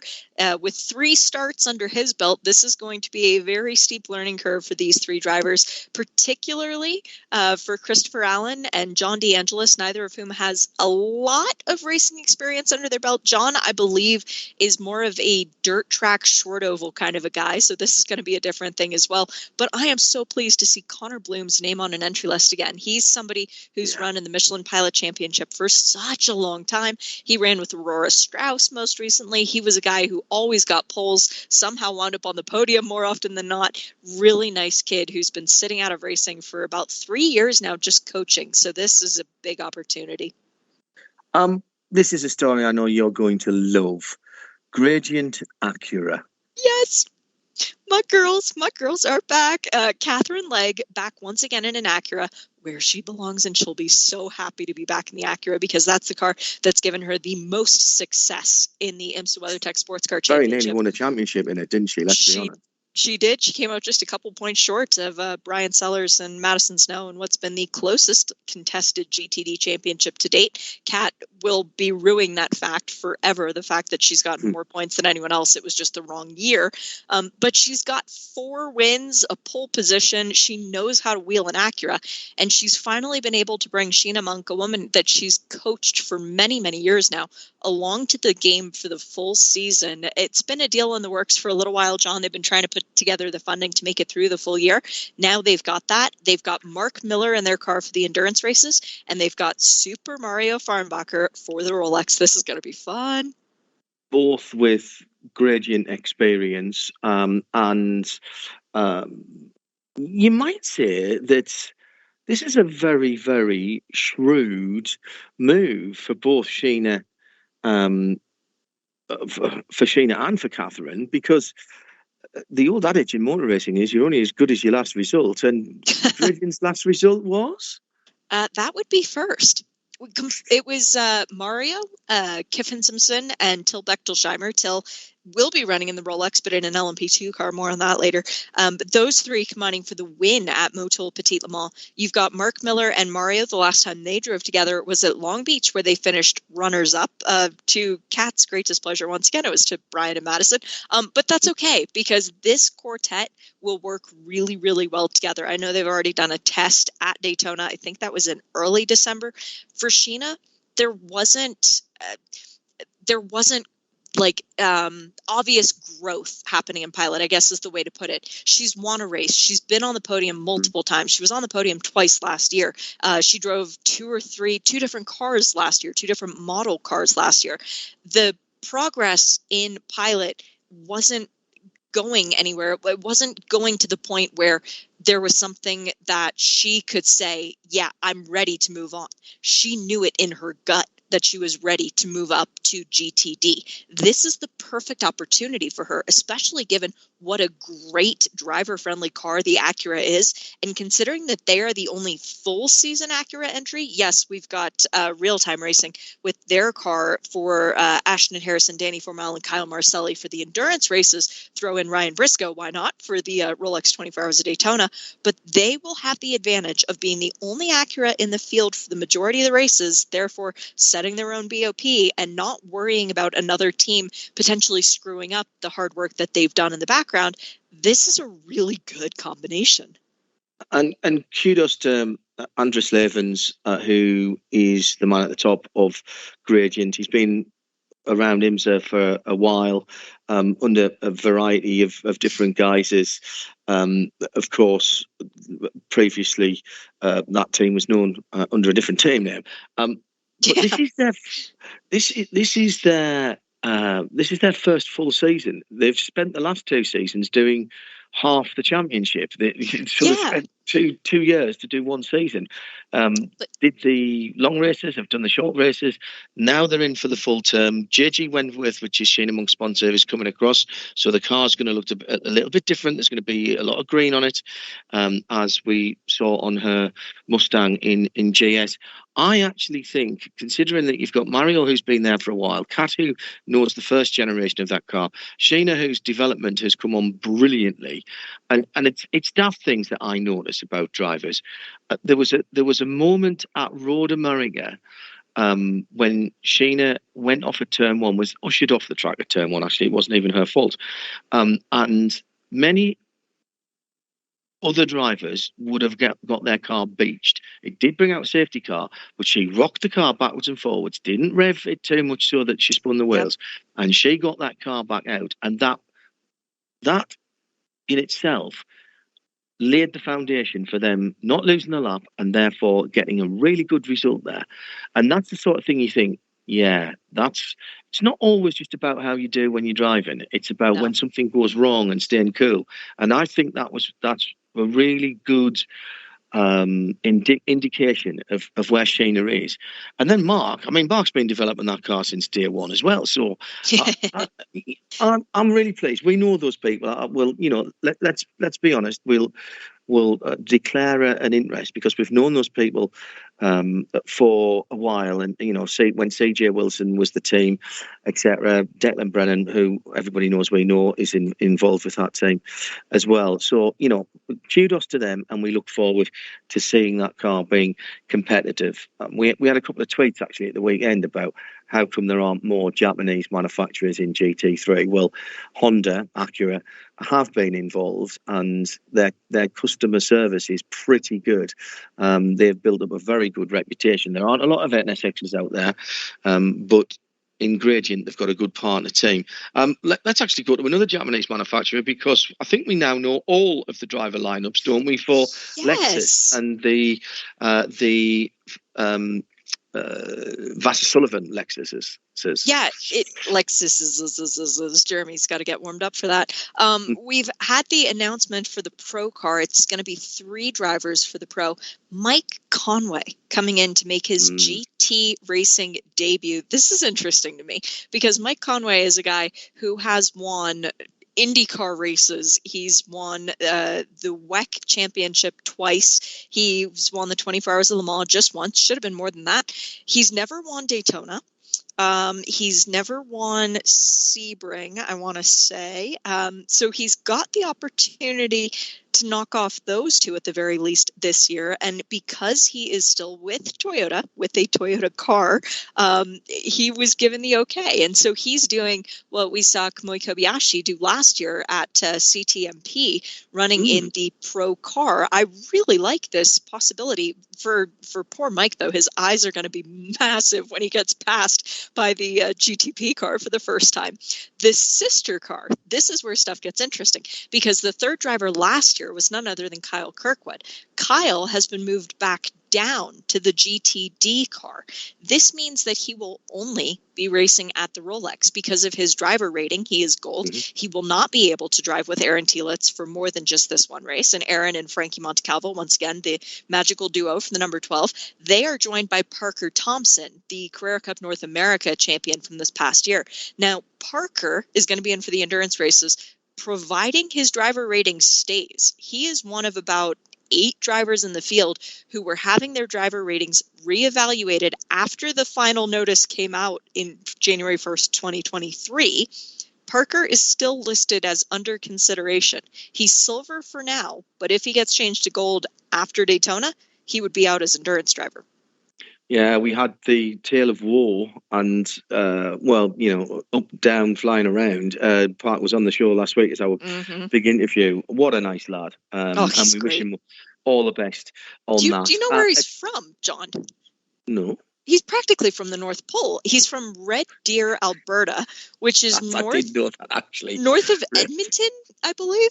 And midway through last year, and then last year again at Thanksgiving, I went up to Alberta and thought I was on top of the world. I was barely across the border in Alberta to Montana, and it still felt really far north. So for Parker, I'm convinced that Santa's his neighbor. Okay, seems reasonable. That's why we could never get in touch with him over Christmas, obviously. He was busy being an elf.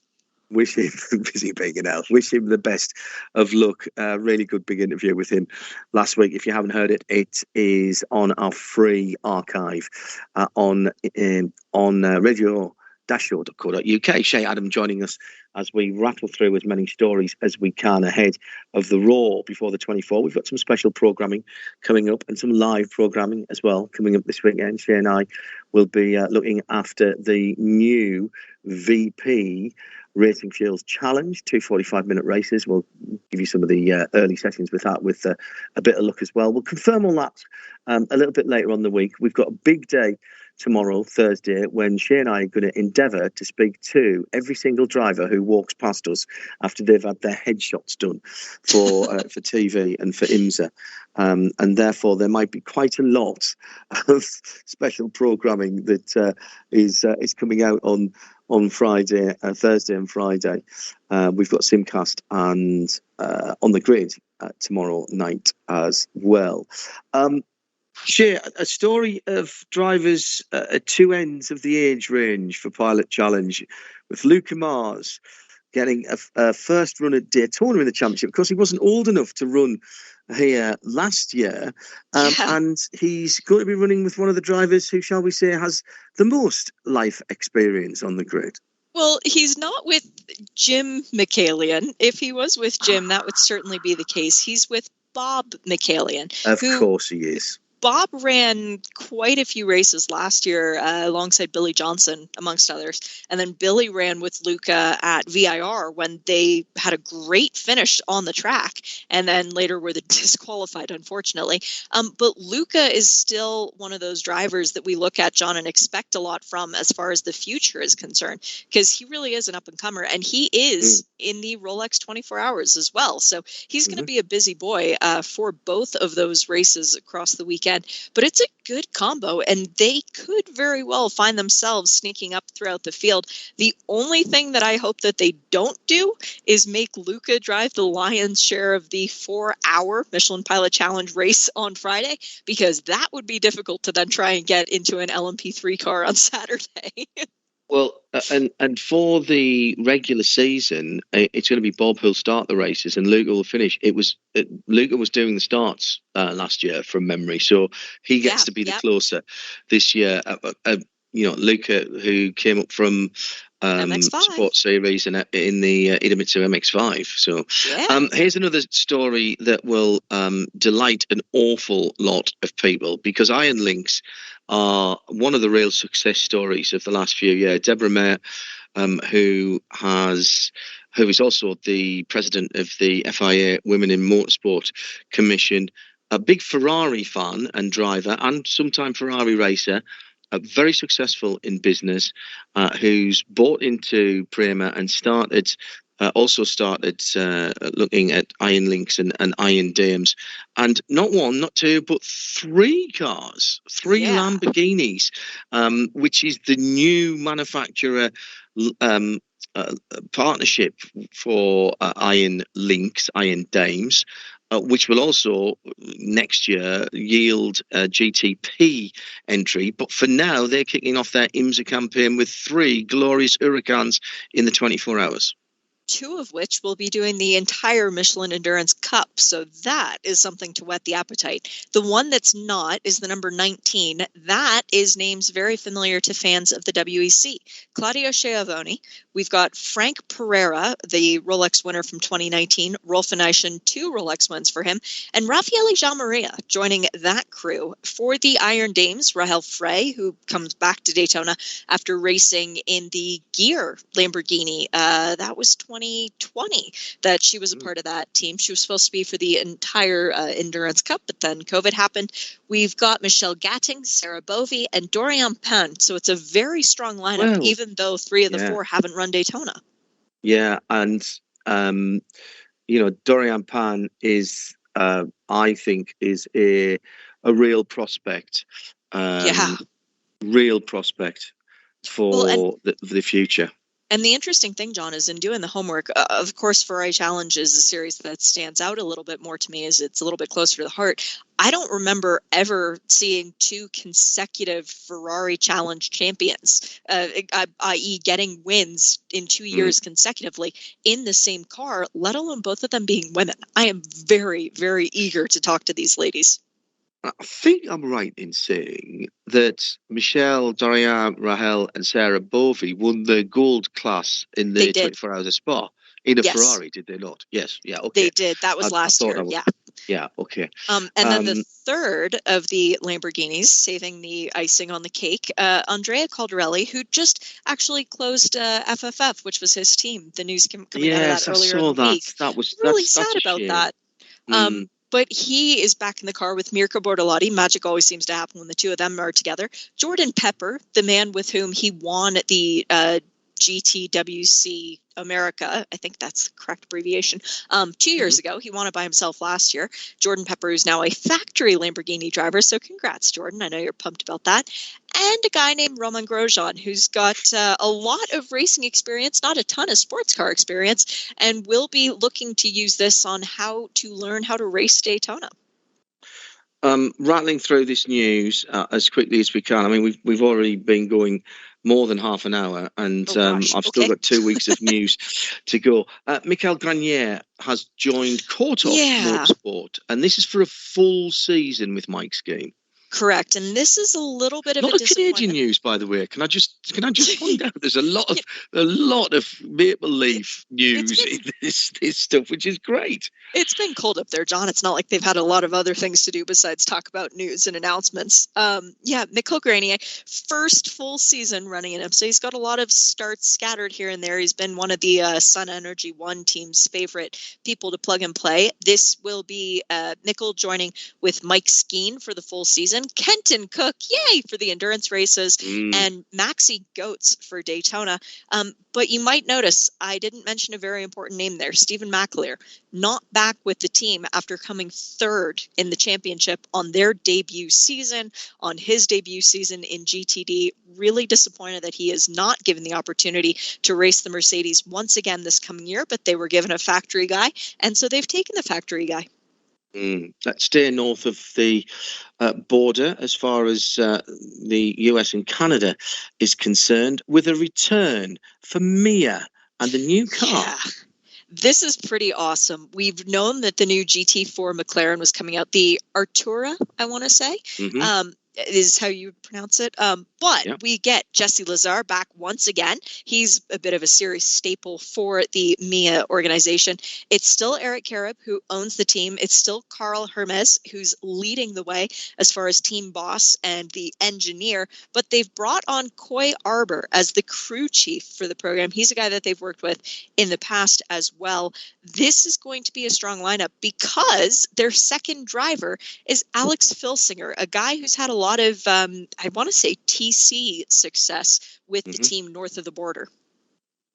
So there you go, a bit more Canadian news for you. Another fan favourite team, because Mia were always a fan favourite team. Great interaction with the fans, lovely colour schemes. That Artura, if they go with the blue and white, will look absolutely fantastic in it. Stars and Stripes are the signature livery for Sean Creech Motorsport, and they will not only be competing in the Rolex 24, and therefore we'll be talking about them at the Raw this weekend, but they'll also be racing in the new VP Racing Sports Car Challenge. They're running Ligiers in both of those series. And John, I have to say, the smile on my face reading the entry list for the VP Challenge, this is where we have so many drivers who are going to be competitive amongst drivers that are at their same level. And I am so grateful for that. The fact that we've got I know I'm getting a little bit ahead of myself, but the diversity scholarship winner, Courtney Crone, taking the money and coming in to race in an LMP3 car with the Gainsco Red Dragon livery on it. This is a place where she can learn racecraft and multi-class racing before taking the step up into the big series. Lance Wilsey has been racing in the big series. He did a half season last year, but he realizes that racing up against other bronze rated drivers, and it's just him in the car, he'll be the one who's going to learn the most from this series. So I think this is a perfect move for him. Once again, he's going to be coached and co-drive with Joao Barbosa, superstar. We've got Nico Pino in the car for the endurance races, and Danny Sufi is a guy who's going to be joining them just for the Rolex. He earned this seat based off of a test in late December, a guy who hasn't done too much racing at other tracks aside from COTA, his home track, but he does have a lot of Mazda experience, John, as far as Miatas and MX-5s are concerned, so he should go well. I think you made a good point about the VP Racing Series, and particularly with our diversity winner, who came second last year in the championship, to Jaden Conwright. And I'll talk about Jaden in a second Yeah. about what he's doing this year. But you've got the opportunity, quite unusually, in multi-class racing, in sports cars and multi-class racing, to have a car that is set up just for you. So you're not having to compromise on your setup, but you are still in two-class racing. So there's a lot being learned there. I know they're only 45-minute sprints. There's still going to be an element of tyre management in safety car management, particularly in all of that sort of thing. Restart. Yes, you're not going to have any pit stops. I know that. I think this is really interesting. I think that's a really good move. And I can't wait to see the racing. I really can't see the racing. Now, last year's diversity candidate, Jaden Conwright, is going to be in the Rolex as well, with Don Yount, Karen Lee, and Alessio Deleda. Yeah, and this is an interesting car, John, in the fact that they didn't get it until about, I want to say 3 days before Christmas was when all of the bits and pieces were finally taken off the plane. The crew worked tirelessly to get it ready to go. It got on the truck to Daytona last week. So they worked basically nonstop. NTE Sport, isn't it? NTE Sport. My hat goes off to 5 or 6 of their mechanics who did all the work to make this car happen. And even though it's not going to be necessarily the flashiest or the fastest car with 1 bronze driver and 3 silvers, it's a car that has a lot of heart. And because of the effort that they've made to even get it into the race, they deserve a lot of credit. Agreed. There's a huge amount of new liveries, but I love that NTE with the sort of light blue, the white and the dark blue. Looks great from viewed above, and they did put some above shots in the press pack. Let's quickly talk about a car that we're going to see at Daytona, but it won't be racing at Daytona, and that is the Corvette GT3, which is next year's Corvette, effectively. This is the Z06 GT3.R. It's been testing. We've seen a number of, I think it was Sneaky Turtle, wasn't it, who had the which is fantastic Twitter handle, which had the video from a Daytona test where it was in a sort of grey and Sebring. Was it Sebring? Sorry, yes. Yeah. He lives close to the track. Yes, that's right. And sort of a mottled, almost like a hunter's camo on that car. The thing that I picked up straight away was the interesting mountings for the rear wing, as in they only appeared to be one in the picture, but I'm pretty certain you just couldn't see the other one. But it is a Swan. It sort of looked like there was only one offset on the left-hand side, and then when you look at the picture, the camo was so good you actually couldn't see the other one. No, but the car looks fantastic. We know what the shape of the new Corvette looks like, and this is the Z06. Apparently, we're going to see this car at Daytona. Now, whether it will be in a proper livery or whether it's in the still in the camo, we don't know. And then we've got to look forward to one of its major competitors, because at Super Sebring, we're going to see the Mustang. It's going to be a really cool series of events. And I'm really glad that they're not bringing them both out at the same time, because then you wouldn't know where to look and where to drool. The Corvette, it's a neat thing that they're bringing it out at Daytona, though, John, because Jordan Taylor and Tommy Milner in particular have had so much to do with the development of this car. Antonio Garcia doing a lot of the early testing as well. So this is a really satisfying kind of way to say, hey, we've got our weapon here this year. We know what it is. It's a lot heavier than it was last year, by the way. Different BOP changes, but this is what you're going to have to deal with next year. I like the head games of that. And look, it's a big start to a big season, and everybody's going to want to talk about GTP. I think it's quite smart of IMSA and those manufacturers to say, hang on, guys, this is not the end of the story, because there's more coming down the pipe. And, you know, with Lamborghini coming with their GTP, with these two new full GT3 cars. Remember, the Corvette that's running in GT3 at the moment is a sort of backwards engineered, or sideways engineered, perhaps we should say, GTE car. So really, really interesting. let's see how many more we can get through before the end of the show tonight. And if I can actually get up to date. Where am I? Oh, I'm still more than a week away. The 2018 champions of Brian Sellers and Madison Snow will have a 7th season together for Paul Miller in that BMW that they took to victories last year. Yeah, and this means that should they get through this season and decide they still like each other and want to go for one more, it will be Brian's longest relationship as far as a driver is concerned, because he and Wolf were together for 7 years, I do believe. So it's really, really good to see that the duo are back for the entire season. Of course, they missed Daytona last year, and I think it was even a 7th place finish. They would have had enough points to win the championship, including having missed that race. So we're glad to have them back. They've got Corey Lewis in the car for the endurance races once again, speaking of bringing good old people back. And then Maxime Martin is having rejoined BMW. He is the factory driver who's going to be completing the lineup. So a very strong quartet. Of course. And that's how Maxime Martin is one of, I don't think there's very many. I think there might be only 2 or 3. The problem, John, is that we don't have an idea of who's running Bathurst yet. The entry list's still not officially out, and we've only been getting sort of drips and drabs as to who's going to be doing the Bathurst 12-hour as it is right now. So we've got Augusto Farfus, who is coming from Daytona. We've got Maxime, who's done Dubai, Daytona, and then Bathurst. Other than that, it's really tough to say.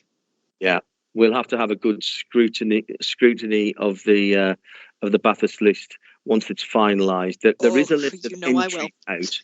There is a list of entries out, but not all the drivers are on there. And it seems as though we get more notes from Crailsey every day. We were hoping to have Crailsey on the show tonight. I'm not sure we're going to be able to have time for that. So apologies if you were waiting for that. But we will have Crailsey on in with a bit more detail next week. But don't forget, you can join them on the Grid tomorrow night, UK time, 9 o'clock. That's after Simcast at 8 o'clock.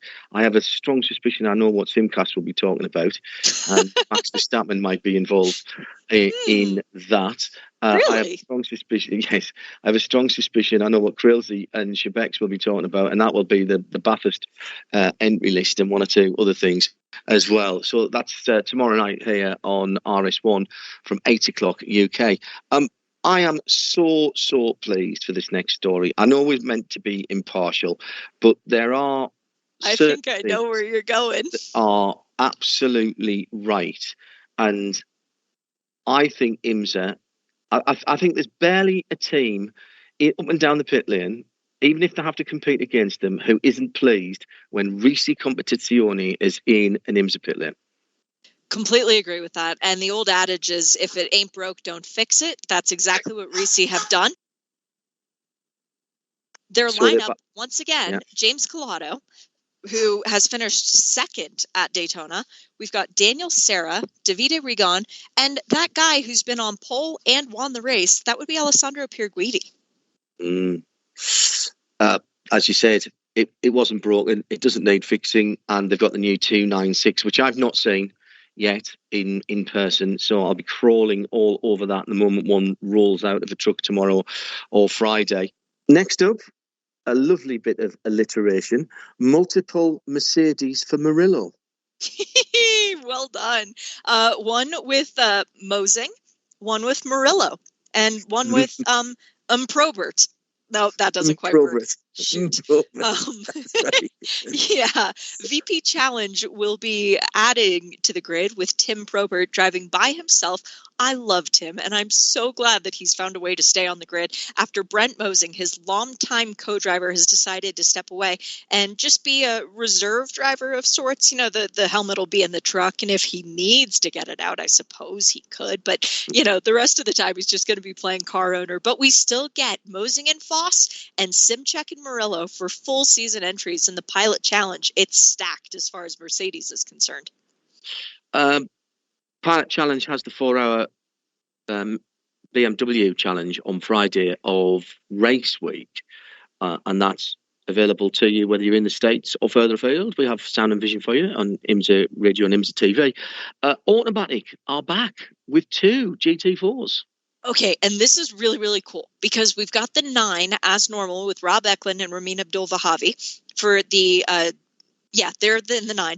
In the 09, I might have gotten that backwards, but in the 09, Tom Long, Brett Sandberg, two guys who are used to the series by now, Jim Johnson. Why does that name sound familiar? Oh, yes, he is the guy who owned and started Rebel Rock Racing. He brought it into Michelin Pilot Challenge. He's the musical genius from Nashville, who lives in Nashville, who came up with Rebel Rock. That's his label.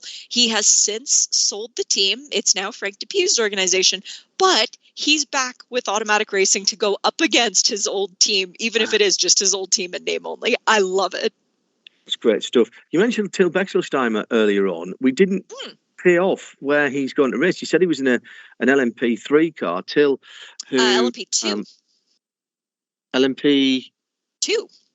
Is it? Oh, okay. Yeah, he is running with JDC, I think it is. Oh, no, maybe it is an LMP3 car. I'm sorry, John, you might be right about that. Okay, I think it's the yellow 40, isn't it, with Van der Helm, Mars and Filippi. Yes, it 85, is. yes. It's an LMP3 car. Luca Mars, Mason 85, Filippi, two of the drivers we know very well from Michelin Pilot Challenge. Timjan van Gehelm, who has done one Rolex before, I want to say, that he ran last year and didn't actually finish. But yes, Till stepping up to an LMP3 car. You were correct on that. I think that'll suit Till's driving style down the ground. Yeah. He's really come on in his driving style. I know he's been busy with various things, including, resurrecting Lola, as well as his quote-unquote day job. But he's been doing a lot more classic racing as well. He's brought quite a lot of his classic cars across to the US, and he's been running them there.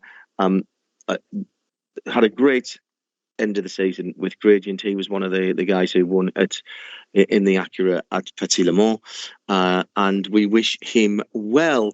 VP Racing, a little bit more news from that. Junior 3 have got a rising open wheel star. Junior 3, who have they got in their car? Now, this is this is a Jeremy story, really, because he knows everything in open wheel. This is a chap called, I think you would pronounce it Bijoy Garg, Garg. He is only 20. He's making his sports car debut. He was a go-karter and did USF4 and a few bits and pieces of US Formula 2000. I think this is really interesting for a young lad, a young driver of this age group, because, again, it proves that there's a future for them in sports cars. To be honest, yeah. And while we're talking about that, there's going to be 24 cars in that, and we just happen to have the man at the head of the Blue Oval who's going to be taking part as well. Not too shabby, is it? As far as the entry list goes, we've got some silver drivers, as you were just mentioning. And as I previously mentioned, Courtney Crone as well, being one of the drivers participating. We've got some bronze drivers, Dan Goldberg, Brian Thenis, Lance Wilsey, we've already mentioned, Mirko Schultes coming in. And then we go to the GSX category, where things get even more interesting, because we've got the likes of Sebastian Carrazzo, who's going to be running in a Kelly Moss with Riley Porsche. Yep, they're a busy team. Moise Uretsky is back again. Aston Martin GT4, Accelerating Performance is his team. We've mentioned Tim Probert. We've got Todd Coleman. This is a guy you're going to love, John. I know him from Ferrari Challenge very well. He's running it not only in the VP Challenge, but in the Michelin Pilot Challenge and in Aston Martin. And Mike Johnson is helping with that team. We've got Frank Depew in the Rebel Rock Camaro. We've got Mark Siegel, father of Nolan, in a Carbon with Peregrine Racing Porsche. Francis Seldorf was a really impressive young man last year, halfway through Ferrari Challenge. He stepped up because his dad stepped aside, so he took over dad's seat and immediately was bumped up through the ranks to the top level of Ferrari Challenge because his times were that good. He's running with Turner Motorsport alongside Vin Barletta.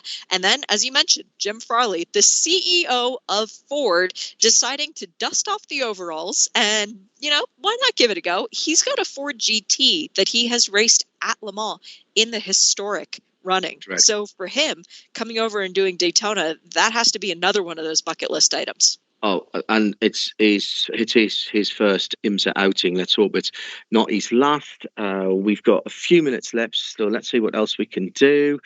Jeff Westphal with Carbon with Peregrine. We haven't Back mentioned again. that. They are not doing GTD this year, only GS. Sean McAllister is in for the full season with Jeff, and then they've got Nolan Siegel doing the longer races. Also a bit of shuffling around in Pilot Challenge for Brian Hurt at Autosport. 3 BHA cars in Hyundai TCR. Hyundai, by the way, quite important for our European and particularly our British listeners, Hyundai, now known as Hyundai in the UK as well. They've spent years and a lot of advertising budget telling us it's Hyundai. And I've had to remember where I am around the world, whether it's Hyundai, Hyundai. Well, it's Hyundai, like Sunday, in the UK as well now. So a little bit of a shuffling of little bit of a shuffling of the lineup for the Hyundais for Brian Hurt. It's still 3 cars though, Shea. Yep, this one is easy. They're down from 5 cars to 3. We still have the number 1 for the defending championship duo of Taylor Hagler and Michael Lewis. We've got the 33, which is still Robbie Wickens, but now he's joined by Harry Gottsacker. And Mason Filippi, who's a guy that he drove with a couple years ago, is now in the 98 with Mark Wilkins. It's the first time Filippi and Wilkins have shared a car. They're going to be strong. Staying with Pilot Challenge, JDC Miller. New generation Audi TCR. This is one of the new cars with the swan neck and a bit cleverer in terms of its aero. This is a team that has won this race, the Daytona race. They won it twice in the last 3 years and finished second, I want to say, in the year that they didn't win it. It's Mikey Taylor and Chris Miller once again. I put my money on them to win it again because, well, it's just the way that it works. This race is theirs. Now, we're starting to catch up now. Just the back end of last week when we were in Dubai, the news broke that Kevin Magnussen may not make the Rolex 24. He's going to have to go into hospital, apparently. Well, he's got to have hand surgery before the F1 season begins. He has a sore wrist. He went to the doctor. They found a cyst. It needs to be removed. It's not a big procedure, but it is one that could take him out of the race for Daytona. We still have not been told of any possible replacement. The good news is K-Mags is their platinum driver, so they could pick anybody they want to replace him. Not as if they wouldn't have a small queue around the block. John de Geese in the first hour of the programme talked about the move to GTD Pro for Endurance Cup for the 95 Turner BMW. Just reminded everybody there are 2 Turner BMWs in the WeatherTech Championship, and we are very excited about that. I think you might have brought that actually at the back end of last year. Mario Farnbacher, who we've talked about in his GT3 driving, is going to make a TCR debut as well. He is, and honestly, I can't imagine a more excruciating place to go from a GT3 car to a TCR car than Daytona on the high banks. The lap times are going to feel so slow for Mario, but he is with the right team. Hart Racing. This is our favorite guys who come from Ohio. They're Honda engineers. So Steve Ike and Chad Gilsinger, once again, they take their time on the weekends to work on this car. They're back and they've got Super Mario. So this is the best gun that they could possibly find to put in the car. And for Mario, it's going to be a very quick learning experience.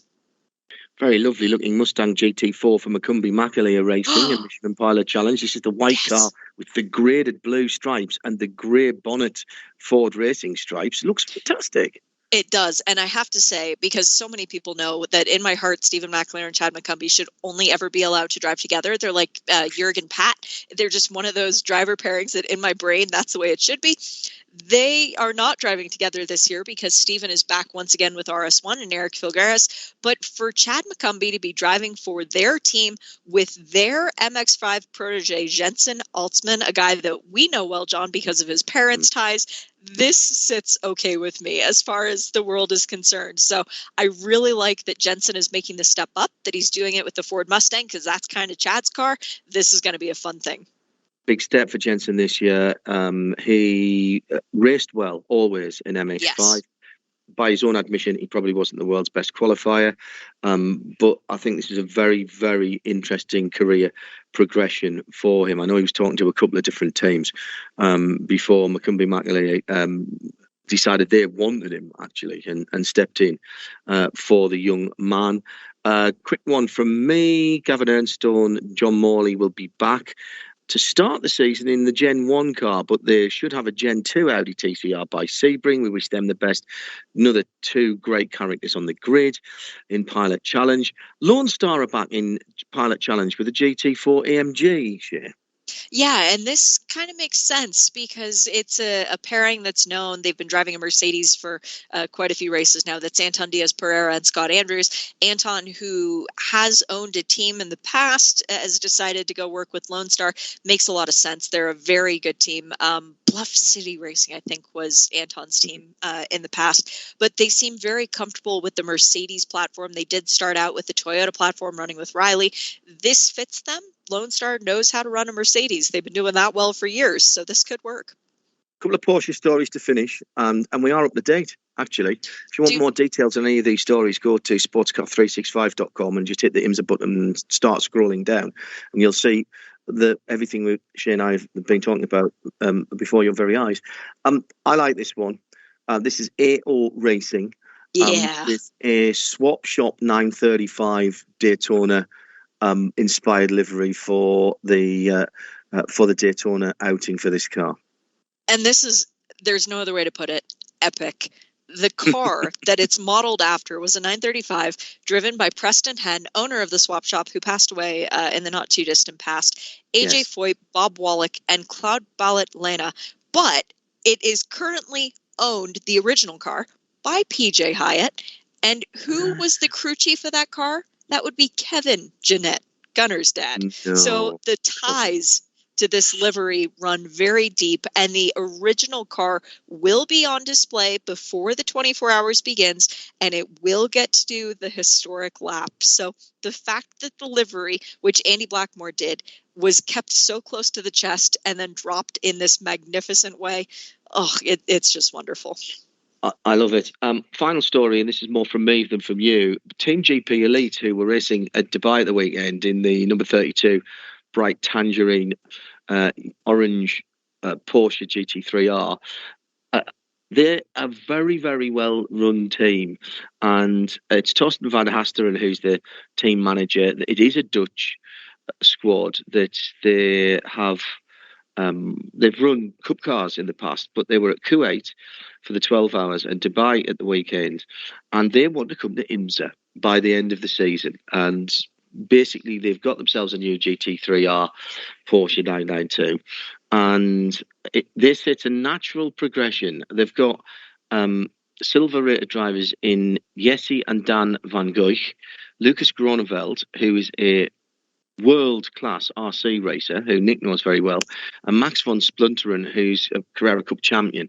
So I expect to see that orange car and another influx of the crazy Dutch into IMSA. We've made a lot of progress there, Shea. I suspect there'll be even more news over the weekend. Thank you for joining us. I do have one quick question, and forgive me, John. I stepped away quickly when you were talking to John DeGeese. Did you guys hit on the Sun Energy One story and who their driver lineup is going to be? Yes, we did. Okay, good. Because I'm excited about that. And the driver lineup as well, which is it makes a lot more sense to add that car when we know who's driving it, as John exactly said. Shea, thank you very much indeed, and travel safely. We'll see you tomorrow here at Daytona. Shea Adam, who'll be part of the team this weekend. Extensive coverage, the schedule on imsaradio.com. And don't forget, Simcast tomorrow at 8. 9, it's Crailsey and the team for On the Grid. There's no time to explain. The llama is ready to get on the high banks. This program is a Radio Show Limited production. Tell your friends there's more at RadioLeMans.com.